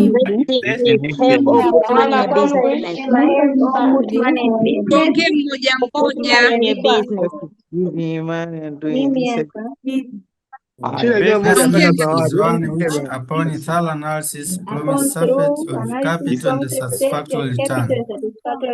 Mwalimu ulisema hivi ni kuwekeza sehemu ya Tusikilizane. Naomba na mimi tusikilizane. Darasa limechanganyikiwa. Hizo zote najua ni jitihada za watu kujaribu kuelewa na kujaribu kuhakikisha wanapata zawadi ya hisa kutoka Vertex. We appreciate. Lakini twende mmoja mmoja. Haya. So naomba watoto wa mute, alafu tumsikilize dada Amina. Tutachagua watu watatu tu. Kwa kweli naona kuna Winnie Buhatwe, tupe jibu. Okay, investing means have or put money in business, and the second definition means is the one upon which through analysis promises safety of capital and satisfactory return. Sawa, nitajie maneno matatu makubwa kwenye hiyo definition. La kwanza analysis, la pili safety of capital, ya tatu satisfactory return. Satisfactory return inaweza ikawa nitajia aina tatu za faida. Na dividend, kuna capital gain, kuna interest. No, nakumbuka. Kuna interest.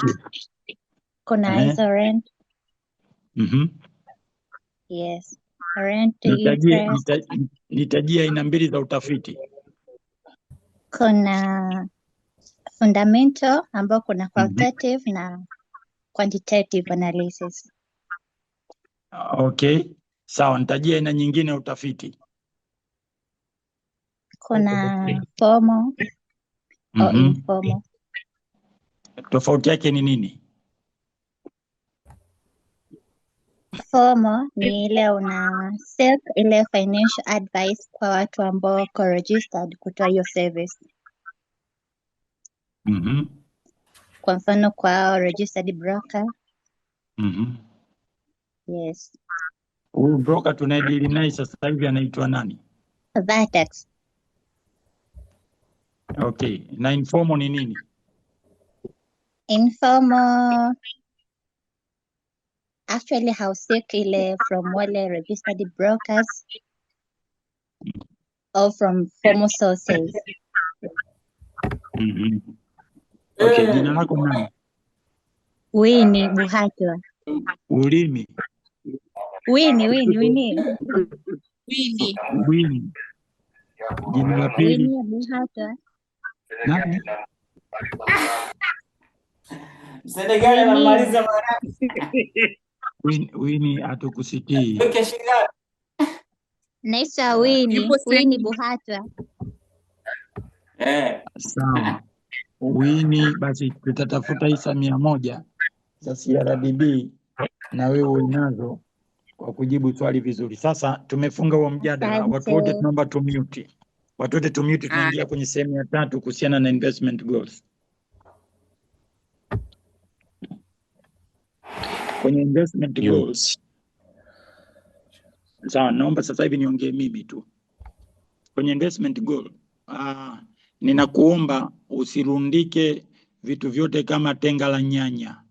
Umechanganya humo mahisa, lengo la pili ni kibondi, lengo la 3 UTT, lengo la 4 shamba lako sijui Mkuranga, lengo la 5 wapi? Hapana. Tenganisha. Malengo ya hisa yajitegemee. Lengo la kwanza la hisa tulijue mpaka lengo la mwisho. Vipande vya UTT tuvijue. Vipande vya Vertex tukijue. Vertex wana vipande. Weka lengo lake. Bondi za benki kuu tujue. Bondi za corporate. Hawa jamaa wa ulipo tupo wana bondi zao. Hawa jamaa wa karibu yangu wana bondi zao. Hawa jamaa wa Azania wana bondi zao. Azania benki wanaita ni. Alafu tumesikia benki ya Posta yenyewe ina ustawi bondi. Sijui nani ana bondi. Kuna TMRC wana bondi, sijui walikuwa na bondi. Weka very clear what are your goals on bond. Kwenye real estate tuambie malengo yako ni nini. Sasa hapa mimi nimeyapanga malengo. Kwenye malengo vitu vya msingi vya kuzingatia. Namba 1, yasirundikwe, yawe categorized depending on the number of asset category. Namba 2, yawe KISS and SMART. KISS kwa maana ya busu, SMART kwa maana ya maridadi. KISS simply mean keep it short and simple. Lengo lisizidi sentensi 1. Angalia mimi nilivyoandika. Hakuna sentensi 1. Ukiona tu lengo ni sentensi 2, sentensi 3, ujue huyu mtu hajafuata kanuni ya Habakuki 2:2. Andika njozi yako iwe nyepesi, isomeke kama maji. Your goal should be as simple as possible. Mtu aweze kusoma kama anavyokunywa maji. Ukiona lengo lina sentensi 2, you don't have clarity in your mind of what you want to do. It should be short, brief, precise. Yes, kwenye mazingira ya kazi tunahitaji kuandika longolongo nyingi kujustify matumizi ya pesa, lakini kwenye uhalisia wa maisha, kumbuka sentensi yangu ya kwanza, all fundamental truths are simple, period. If they are complicated, something is wrong. Pengine kuna mtu anataka kujustify kwa nini amesoma zaidi, anatuambia mambo mepesi kwa kutumia lugha ngumu. So hii ndio format ya kuandika malengo ambao ningekushauri ukiweza. So kwenye malengo, pointi ya 3, hakikisha yanakuwa na namba. Unataka kuuza hisa baada ya kupata faida kiasi gani? Unataka kununua hisa, return on equity ya hiyo kampuni ikoje? PE ratio ikoje? Dividend yield ikoje? Unataka kununua hiyo hisa, value price ratio ikoje? Be precise. Unataka kumiliki hisa ngapi? Huwezi kumiliki hisa 29 za soko la hisa. Vertex wameingiza hisa 1 pale, inaitwa Vertex Exchange Traded Fund. Kwa hiyo tuna makampuni takriban 29 ambayo yako kwenye soko la hisa yenye kuuza bidhaa za kifedha including Vertex International. So specify. Mimi ningetamani kwenye ETF nisimiliki zaidi ya ETF 3 kwenye maisha yangu, ziwe chache. A jack of all trade is a master of none. Katika haya malengo sitakufundisha mmoja kwa baada ya jingine, lakini nitaupa swali moja, na hilo swali linasema hivi: nitajie lengo ambalo limeandikwa ndivyo sivyo, halijaandikwa kwa usahihi katika haya malengo unayosoma ubaoni. Amina, upo? Nipo. Just subirie majibu. Haya, nimerusha hilo swali, nataka kujua nani atakayelipata lengo lilochakachuliwa. Tuko watu karibuni 1000. Twendeni kazi. Msije mkasema mmepitwa na hii pia. Naona watu wanasema tumepitwa. Haya. Hatuoni. Lengo la pili. 1.1. Watu wanasema waoni jamani, baada ya mtihani kutolewa. Ni kweli mwalimu, hatuoni. Alisema 1.1 umekosa. Amoni. Mimi nina 1.6. 1.5. Basi 1.6. 1.4. 1.6. Hatuoni. 1.1. Mwalimu umetoa 1.1. 1.4. 1.1. 1.4. Kwa sababu ama 1.4 kwa mute kwanza.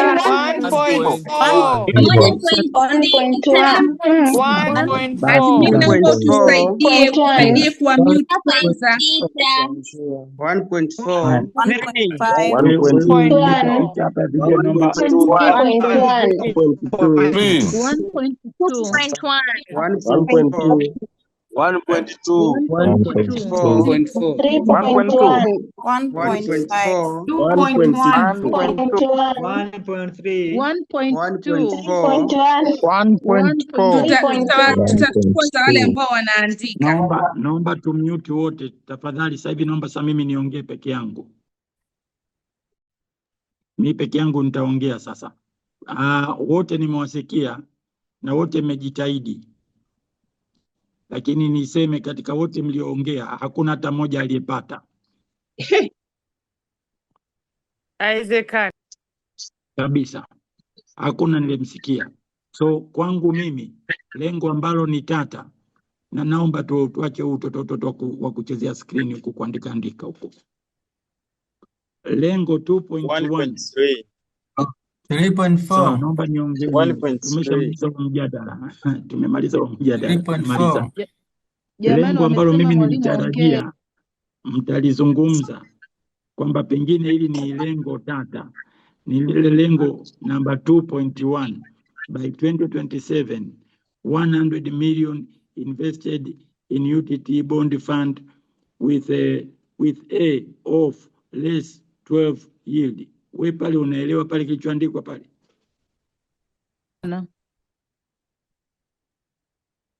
imetajwa hicho.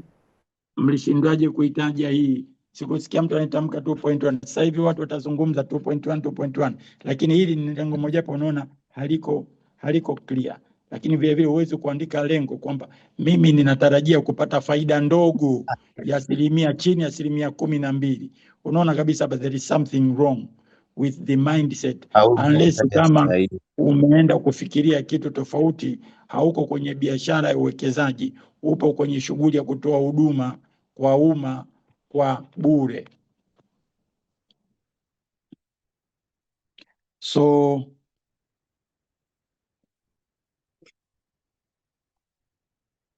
kama kutakuwa kuna maswali kwenye malengo nitalichukua baadaye.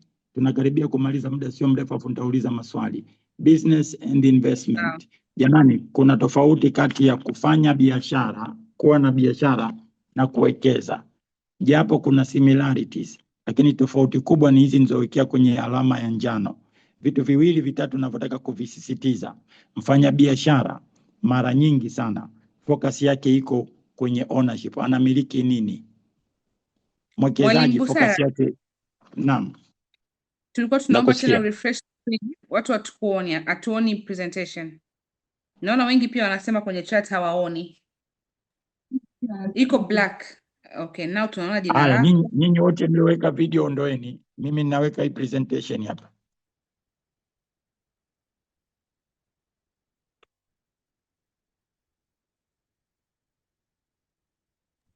Inaonekana. Inaonekana. Inaonekana. Inaonekana. Inaonekana. Kwa sawa. Bado labda inaonekana kuna unasema. Inaonekana. Tuendelee. Okay, asante sana dada Amina. Sawa, mradi wengi wanaona, hatutasubiria kila mtu aone. Wewe ambaye huoni, zima washa upya. Na hakikisha unawasha upya, unarudi mapema, kwa sababu watu waliolipiwa ni 1000 na tumeshazidi zaidi ya watu 1000 humu ndani. So tofauti kati ya mfanyabiashara ama biashara na mwekezaji zipo tofauti ndogo ndogo, lakini za kimsingi. Mfanyabiashara tabia yake anatamani kumiliki, iwe faida anamiliki, iwe hasara. Ana nyumba inampa hasara, burudani yake ni kuwa na nyumba hata kama inampa hasara. Ana hisa, kampuni inapiga hasara, anakuambia mimi siuzi, nitaisubiria mpaka apate faida. Unajua, ana mentality ya kibiashara. Mwekezaji mentality yake, mimi nipate uhakika wa faida yangu kutokana na rasilimali ama kitega uchumi ambacho kinazalisha. Swala sio kumiliki, swala ni kuzalisha. Wengi nawaonaga nyinyi wawekezaji wenzangu, mnafanyaga kosa kubwa sana. Wengi wenu utasikia, mimi busara hii nataka nichukue mkopo nichanganye na hii, alafu nitakuwa na hisa nyingi. Unajua huyu mentality ya kibiashara hiyo, sio mentality ya kiwekezaji kuangalia faida. Mimi nikichanganya hela za mkopo na nikichanganya na hela za kwangu, nitakuwa na bondi nyingi. Unajua hii mentality ya kibiashara, sio mentality ya kiwekezaji. Please focus on return, productive asset, not on how many shares I own, how many bonds I own. While all profits goes back to the person who gave you the loan, you go for the next 7-10 years with zero income at home. Why don't you buy shares kidogo kidogo na mshahara wako equivalent na amount ambayo mtu wa mkopo anakukata kila mwisho wa mwezi? So hiyo ni tofauti moja. Tofauti ya pili ni ile syndrome ya kuwa founder versus syndrome ya kuwa owner mwenye kugenerate profit.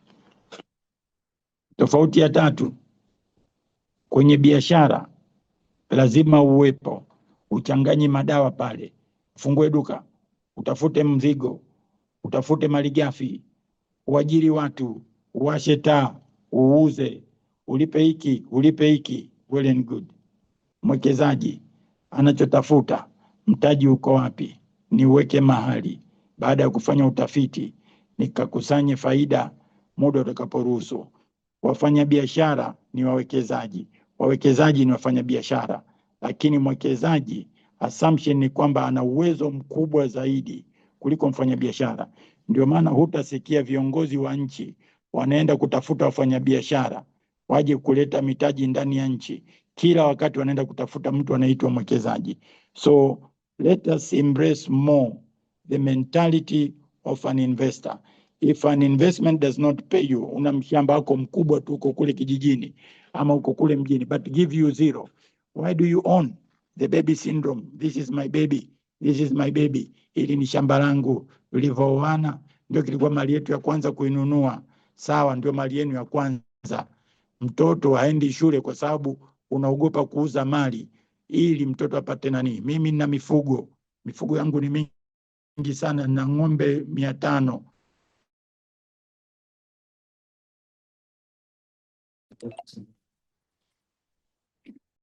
Nyumbani kuna mtoto anaumwa, mtoto mwingine kashindwa kwenda shule, kuangalia returns zitakazoweza kusaidia watoto na familia.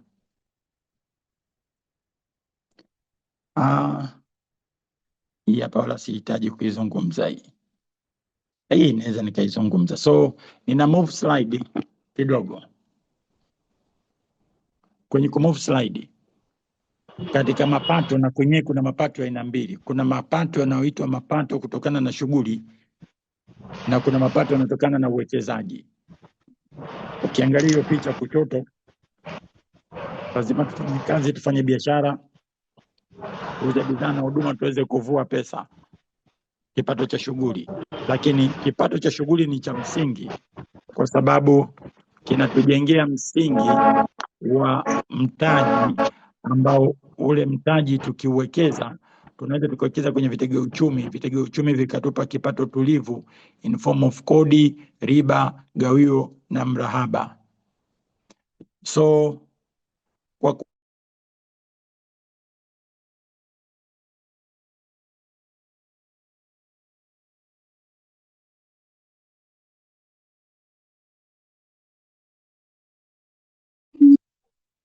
kipato Vertex ya kwanza, if I'm not mistaken, hiyo application ina uwezo wa kukusaidia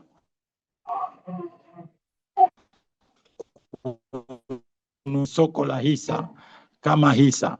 Sasa hivi pale nimeziwekea rangi ya kijani mbili, hisa pamoja na vipande, unaweza ukavinunua. Lakini mbele ya safari, nani ajuai, unaweza kununua treasury bond, unaweza kununua corporate bond kupitia ile MTP, Vertex Mobile Trading Platform. It is our prayer kwamba siku moja tuweze kufikia hiyo hatua, na sioni kama iko mbali sana. Lakini vile vile kwenye hii application yao unaweza ukiwa sehemu yoyote uliokuwepo, whether uko jikoni, whether uko barabarani, whether uko ofisini, whether uko kwenye kituo cha basi, wewe ukatumia tu ile Vertex MTP, ni sawa sawa na ile hisa kiganjani, ikakusaidia kuweza kukidhi mahitaji yako ya soko kwa kununua hisa, vipande na aina nyingine ya bidhaa ambazo zinauzwa kwenye soko la hisa. Pointi ya mwisho 7, kabla sijauliza maswali, ni wapi ambapo ungetamani uwekeze ama uendelee kumiliki. Angalia wale kuku ambao wanaleta matokeo ama hawaleti matokeo. Wapo kuku 4 pale, kuku namba 1, 2, 3, 4. Wewe ungepewa nafasi ya kununua kuku, ungepewa nafasi ya kununua kuku, unafikiria kuku gani ungemchagua? Namba 1, namba 2, namba 3, namba 4? Ninaomba mnyoshe mikono. Namba moja. Naomba mnyoshe mikono, Nadhani kila mtu aonyeshe mikono bwana. Kila mtu akitaja tu hivyo inakuwa inachanganya. Namba 1. Naomba mnyoshe mikono. Kuku namba 1. Atakayeongea ndio kapoteza max. Namba 1. Mkono. Okay, so dada Amina, utatuchagulia nani wa kuongea kati ya walionyosha mkono? Kuku yupi na kwa nini? Na kuku yupi umemwacha? Kwa nini umemwacha? Okay, twende kazini. Amina, chagua. Dada Amina, chagua wa kuongea.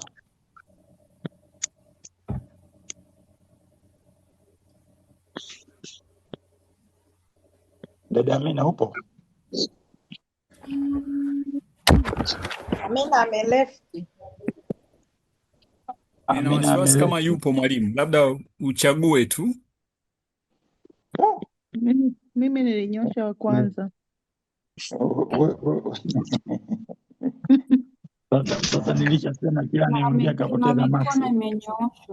Mwalimu Amina hayupo, ametolewa na system, kwa hiyo tunaweza tukaendelea, tunaweza tukachagua. Mimi hapa siwezi kuchagua mikono kwa sababu sijui jinsi ya kuichagua mikono. Nani anajua kuchagua mikono? Subira, upo huko kwenye mfumo? Yule dada Subira alitusaidia. Subira, upo? Nadhani mwalimu utaje jina tu kama unaiona mikono hapo. Nimenyosha mapema. Imenyosha sasa, hapa naiona mikono kijiji. Sawa. Yes, hello. Naweza saidia kuangalia hapa nani alinyosha wa kwanza. Kuna mtu anaitwa Andogoe alinyosha mapema, naona kwenye system hapa. Okay, Andogoe. Alafu wa pili nani? Tuchague watatu tu. Wa pili ni nani? Kuna mtu anaitwa Lili alinyosha wa pili. Wa pili alafu watatu ni Felician Alex. Felician Alex. Sawa, wewe unaongea unaitwa nani? Mimi naitwa Frank Isaya. Frank Isaya. Ndio. Vertex ama ni mhudhuriaji tu? Sijawa bado mwekezaji, lakini nafikiri baada ya hapa nitatafuta namna, kwa sababu siko Tanzania. Haya bwana, wewe uchangamke, wewe usipoteze muda. Tanzania ndio mpango mzima. Okay, sawa. Asante sana bwana Frank Isaya kwa kunisaidia, kwa sababu kwa umri wangu hii teknolojia wewe inanisumbua kidogo, lakini umeni sort out. Thank you very much. Sasa Frank amenisaidia. Kuna mtu anaitwa Andogoe. Tuambie, kwa nini unamchagua kuku utakayemchagua na kwa nini hujawachagua wengine? Kwa upande wangu mimi nitamchagua kuku namba 2. Kwa sababu naona naweza nikapata matokeo tofauti ambayo yanaweza kuhimili, pengine ikitokea shida inawezekana kimoja wapo kikabaki, au usipoteze vyote kwa wakati mmoja bila kuangalia faida, sababu nimeweka mmoja lakini ameniletea matokeo tofauti. Kwa naamini kwa matokeo tofauti naweza nikapata in case ikatokea shida yoyote, inawezekana wote wasiangamie kwa hiyo shida. Wewe kuku namba 2. Haya, mwingine Lili, tuambie unamchagua kuku namba ngapi na kwa nini? Lili. Lili inaonekana hayupo. Twende watatu. Felicon Alex. Naomba nimreplace Lili. Naomba nimreplace Lili. Ninyosha muda mrefu. Mimi mwenyewe mnapoongea ndivyo mnavyopoteza nafasi yenu. Tulishasema anayeongea hapewi nafasi. Kwa hiyo just observe instruction. Mimi nishaikuwa mwalimu, kwa niko very strict. Period. Mimi naitwa Felician Alex.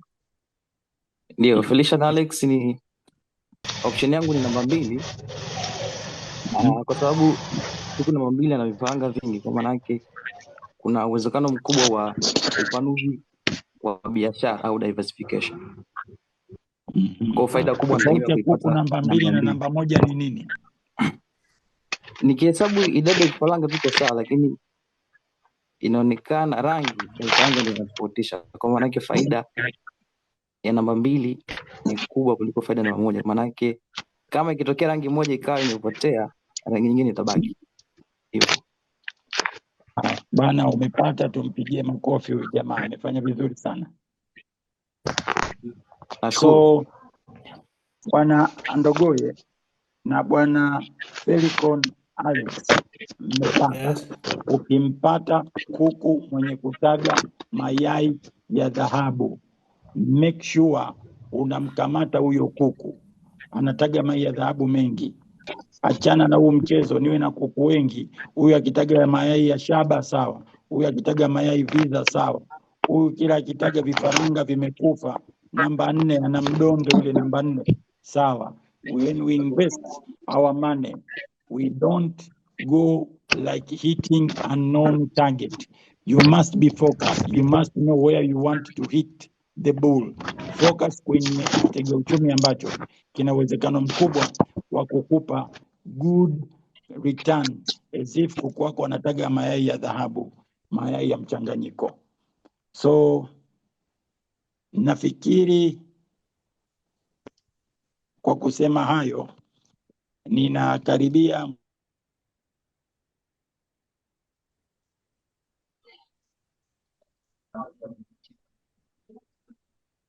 nafikiri kwa kusema hayo ninakaribia mwisho wa session na nitahitaji kuanza kusikiliza maswali, na ubaoni utaona nimeviandika baadhi ya vitabu ambavyo vinaweza kukusaidia katika kujifunza zaidi masuala ya uwekezaji. Kitabu kikubwa zaidi ni Hisa, Akiba na Uwekezaji, kitakusaidia kwenye mambo ya biashara na uwekezaji kwa ujumla. Kitabu cha Vipande kitakusaidia kwenye hizi collective investment scheme, UTT, iTrust, Watumishi Housing, Vertex ambao ndio wenyeji wetu wameuza kipande na wameweka historia kwenye soko la hisa la Tanzania kuwa kampuni ya kwanza iliyoingiza kipande kilichosajiliwa kwenye soko la hisa na kimekuwa na outstanding performance. Bei imenyanyuka over 100%. Watu wametengeneza faida kwa waliouza, wamechukua mpunga wao. Kwa ambao hawajauza bado faida yao ipo kwenye soko la hisa. Siku wakitaka kuuza wataipata ile faida yao. Hati fungani kipo kitabu, Vitega Uchumi Biashara kipo, na vitabu vingine vingi ambavyo Mungu amenijalia kuviandika katika kubadilishana ujuzi. Dada Amina, Asante, nairudisha kwako kwa ajili ya nimerudi. kuniongoza zaidi. Asante. Asante Karibu. sana mwalimu. Naona vitabu ni vingi, ni vizuri, na kuna mtu ameuliza hapa, nawezaje kupata vitabu? Kwa sababu tupo kwenye vitabu, naomba tumjibu kwanza. Huyu anawezaje kupata vitabu? So vitabu anachoweza kufanya anipigie tu simu, nitamuongoza. Lakini vitabu vinapatikana kwenye maduka ya vitabu. Yale maduka ya vitabu, ukienda mtaa wa Samora kuna duka la TPH Bookshop, kuna duka la House of Wisdom. Lakini ukienda Mlimani City kuna duka moja la vitabu ndani. Kuna jengo pembeni ya Mlimani City linaloitwa City Sky Mall kwenye barabara ya kwenda chuo cha ardhi. Pale chini kuna bookshop inaitwa Neno na kuna bookshop inaitwa Bookworm Store. Ukienda Mbezi Beach kuna duka linaitwa Elite Bookshop. Ukienda Palm Village kuna bookshop pale. Ukienda wapi kuna bookshop. So vitabu viko sehemu nyingi. Wewe unachohitaji tu kukifanya ni kuhakikisha tu unatafuta bookshop moja, ama unanipigia mimi namba yangu ya simu ambayo nitaidisplay hapa muda sio mrefu. Asante. Sawa. Asante. Kuna huyu anaitwa, I think anaitwa Irimina, anauliza when do we stop an investment? What are the red flags katika uwekezaji? Okay, sawa. Sasa Amina, mimi napendaga kuchukua maswali yote kwanza, alafu niajibu yote kwanza, kuliko Sawa. kujibu kipande Okay. kipande. Kwa hiyo sijui kama Sawa, utaniruhusu yachukue maswali yote, alafu nikishachukua maswali yote then ndio niajibu. Okay. Alafu tuamue tunaendaje. Aya. Okay. Good. Sawa. Sawa. Kuna huyu anasema asante mwalimu kwa session nzuri. Naomba kuuliza DCB kwa sasa unashauri nini? Anauza DCB, unashauri nini? Alafu mwingine hapa anauliza, je, ni bora kwenda kuwekeza kwenye ETF moja kwa moja au ni bora kwenda kuwekeza kwenye kampuni ambazo zina ETF? Ipi ni bora kati ya kwenda moja kwa moja? And then anasema how much, kitabu cha kwanza I think ndo cha hisa, labda ulikitaja. Then anasema does diversification increase profit in investment? Does diversification increase profit in investment? And then huyu anauliza, je, naweza pata visual books? Huyu anaitwa President of Peace Club Pemba, anatokea Pemba. Huyu anauliza, je, naweza kupata visual books? And then kuna Mr. moja hapa anauza slide hizi tunazipataje? Nadhani maswali mengine ni ya Vertex, lakini walisema watashare na kwenye pia wana magrupu yao ya WhatsApp. Mwalimu, kwa Zanzibar vitabu vinapatikana wapi? Mwalimu, kwa Zanzibar vinapatikana wapi vitabu? Anapenda kujua kwa wale ambao wanatoka Zanzibar. Na mwingine pia anataka kujua kwa wale ambao wapo abroad. Anasema kwa walio abroad tunapataje vitabu? And then Mlimani City Books and Brain wanaitwa. Okay. Naomba kufahamu kwa nini usifanye uwekezaji wako kwa mfumo wa diversification? Kwa nini usifanye uwekezaji wako kwa mfumo wa diversification? Kwa anayeanza kununua hisa na mtaji wake ni mdogo, unamshauri kampani gani tofauti na Tembo? Alafu naomba mawasiliano ya Vertex, nadhani yapo na yatawekwa hapa na yalikushawekwa, lakini niliona slide hapa. Nawezaje kupata hii recorded session? Itakuwa shared. Naomba mwalimu tungeajibu kwanza hayo. Kwa walio abroad wanapataje vitabu? Je, ni muda gani sahihi wa kuuza hisa unayomiliki? Muda gani sahihi wa kuuza hisa unayomiliki? And then kwenye swali la kuinvest, tofauti ya namba 3 na namba 8 ni nini? Mimi naona yako similar. Kwenye swali la kuinvest, tofauti ya namba 3 na 8 ni nini? Mimi naona kama vile yako similar. Kwa hiyo nadhani mwalimu, tuna dakika kama 12 za kuweza kujibu maswali kabla muda wetu wa session utakuwa haujaisha. We cannot go past saa 3. Kwa hiyo naomba bado niuze mawili ya mwisho and then tutajibu mengine, mtaendelea kujibiwa kwenye magrupu ya WhatsApp, itabidi mjoin. Nadhani kuna link ilitumwa hapa na Vertex ya kuweza kujoin. Tunawezaje kutumia fedha ya mkopo katika uwekezaji? Tunawezaje kutumia fedha ya mkopo? Unakopa alafu unakwenda kuwekeza. Tunawezaje kutumia fedha ya mkopo katika uwekezaji? Hapo mwalimu, nakuachia dakika 10 za kujibu. Karibu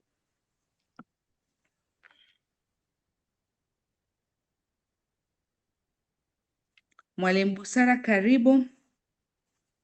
Nakusikia. Maswali nimeandika maswali takriban 11 na ushauri wangu kuhusiana na DCB. DCB ni benki iliyosajiliwa na Benki Kuu, inafanya kazi vizuri hapa Tanzania na imesajiliwa kwenye soko la hisa. Ndio benki ya kwanza iliyoweka historia kama Vertex ilivyoweka historia ya kuuza ETF ya kwanza kwenye soko la hisa, na DCB ndio ilikuwa benki ya kwanza kusajiliwa na kuuza hisa zake kwenye soko la hisa la Dar es Salaam. So ni benki imekuwa ikitengeneza faida miaka mwanzoni, miaka karibuni imekuwa ikitengeneza hasara, lakini imepata uongozi mpya, uongozi mzuri, uongozi imara. Mheshimiwa Sabasaba Moshingi yuko pale na tuna imani Mungu atawajalia, ataitana around ile benki, itakuja kufanya vizuri. Mr. Sabasaba Moshingi, I know him personally, na hata alipoteuliwa kuwa mkurugenzi mtendaji wa ile benki, nafikiri ndani ya siku 3 niliamua kumtembelea na nikaenda kumwelezea historia ninayoifahamu mimi ya ile benki. Ile benki nilinunua hisa mwaka 2000 na ngapi ile, wakati nikiwa Arusha, ilikuwa sijui 2007, sijui 2007, 2006 au 2000 na ngapi, kama kabuni miaka 18 miaka 20 iliyopita hivi nilinunua hisa, na najua historia yake ilikuwaje kama mwekezaji na baadaye nini kilitokea, na nilimwelezea bwana mkubwa kwamba bwana, ikikupendeza, kwa sababu ndio mkubwa, yazingatie haya, kwa sababu haya mengine yalitutoa na yalitufanikisha. Kuna haya mengine haya kwangu mimi nahisi tunahitaji kufanya vizuri. Ni rafiki yangu, kwa hiyo nilitamani kumwelezea ili aweze kuitana around ile benki, kuitoa kwenye hasara, kuirudisha kwenye faida, kwa sababu mwanzoni ilikuwa inafanya vizuri sana.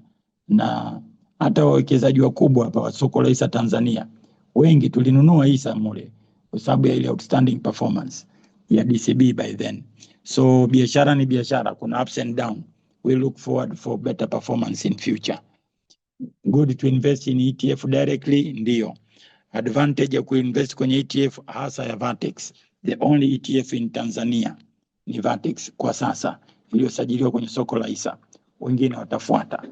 Faida zake ni wana uzoefu, at least huu ambao wametuonyesha kwa kuingia sokoni, lakini vile vile tumeona faida ya pili imekuwa kwa zaidi ya 100% ndani ya kipindi cha muda mfupi. Faida ya tatu tumeona kampuni walizowekeza thamani na bei ya hisa yake ikiongezeka. Kwa hiyo most likely Vertex ile performance yao ya net asset value itakuwa sustained ama inaweza kaongezeka. Wanafanya vizuri. Lakini faida nyingine especially kwa Vertex, na mimi napenda kuwasifia wale watu wanaojaribu kufanya jambo ambalo halijawahi kufanywa. Wale wana command special respect and they make an history in our country. Kwa hiyo mimi ninapenda kuwashangilia na kuwashabikia. Wengine watakaofuata tutakuwa naita mshindi wa 2, mshindi wa 3, mshindi wa 4, lakini kinara ni nani? Ni huyu jamaa aliye take risk ya kusema let me bring in a new product into the market of Tanzania which is called exchange traded fund. At least amejaribu, kajitoa kwenye shuka kule, kajitupa mtaani huko. So when you see such a person with an entrepreneurial spirit and courage, ni kitu kizuri. Anaweza akafanya makosa hapa na pale, lakini atajifunza na kurekebisha mapema. Kuna vitu vile mimi vimenimpressi kwao. Moja, ETF ya kwanza. Mbili, ile MTP, ile hisa kiganjani ya kwanza ya private company, ukiachilia ya DSE ni wao. Kwa hiyo tayari tunaanza kuona wana ki-element cha kuwa wale the first founder ama the inventor ama the originator ama mtu ambaye basi alisajiliwa wa kwanza hata kama hakuwaza wa kwanza. That courage. Congratulations to them. Book price vikubwa shilingi 40,000. Vitabu vyote vikubwa. Na vidogo vipo shilingi 10,000. Zanzibar unavipata wapi? Zanzibar unaonyesha, ukishatupigia kwenye hiyo namba ya simu 075436 simu. Tutakachokifanya, tutaviingiza kwenye boti. Maduka wanaingizaga kwenye boti lile la Azam. Wakishaingiza kwenye boti la Azam, vile vitabu vitakufikia huko Zanzibari ulipo. Hatuna duka. Niliwahi kwenda Zanzibar kuwaomba wauze vitabu, ile bookshop 2 nilienda. Bookshop ya nani hapo, ya Stone Town. Wakasema hapana, hivi vitabu nafikiri huku sijui ndio. Basi walinipa jibu. Alafu kuna Darajani kule, kuna bookshop nyingi. Sasa sinauza vitabu vya shule hivi vingine hatuelewi. Basi nikawa mpole mimi, nikasema basi bana, wacha nirudi zangu bara huku, kwa sababu kule wao wamesema wanauza vitabu vya shule. So ukipigia hiyo namba ya simu hiyo unayoiona kwenye screen tutakusaidia. Ambao mko nje ya nchi na kwenye zamani vilikuwepo Amazon, lakini viliondoka Amazon. Kwa hiyo utaagiza wakati umekuja, ama kama kuna mtu yuko huku anakuja kule ulipo wewe, basi watachukua. Nimeona watu wanaoishi Marekani, China, India, sijui Japani, wanakuja huku Tanzania wakati wanachukua mzigo wa vitu vingine, ama wanapokuja likizo, basi na vitabu. Sina soft copy, sina electronic copy, sina soft copy. Vyefuata fungu moja.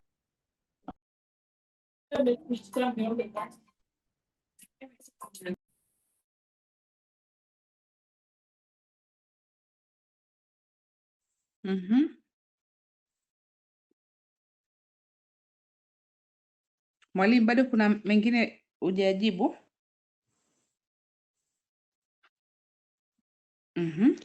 Yeah, walini mute huko, kwa hiyo samahani.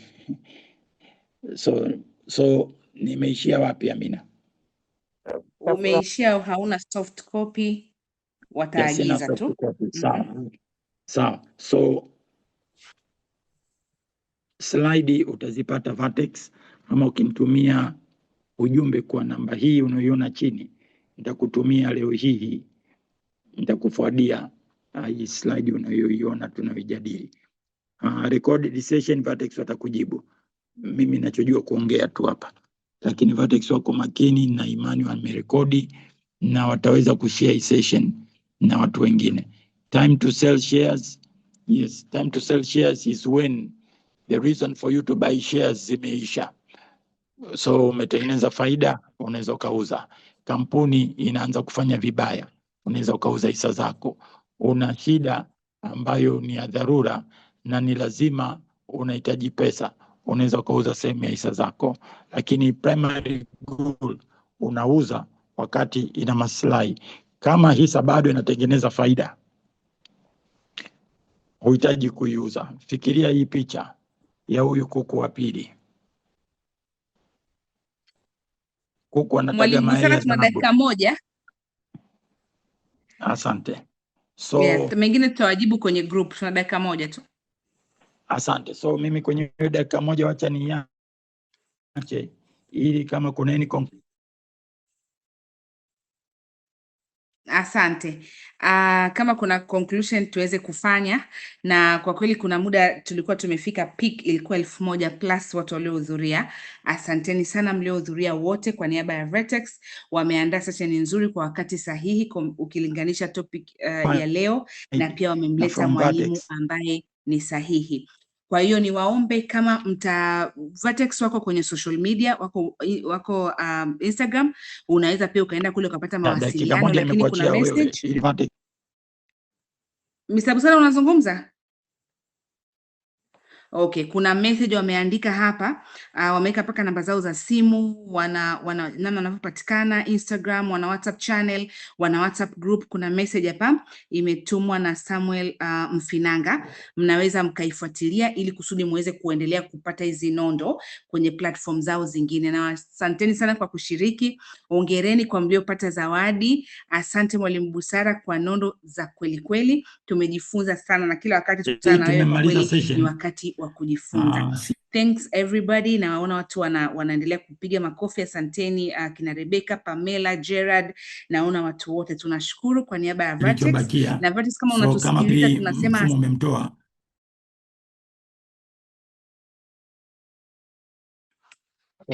na tutawaona tena wakati wa session nyingine. Asanteni, kwaherini na usiku mwema. Kabla haijakata sababu inakata 3 kamili. Asante. It was a good session. Thank you everyone. Thank you for the good Bye session. and good night. Asante. Thank you for the good session. Thank you. Thank you too. Asante. Thank you. Thank you. Bye bye. Asante. Thank you so much. Thank you so Thank you sana kwa much. session. Thank you. All of Thank you. you much for the good Good night. presentation. Thank you so Bye much. bye. Good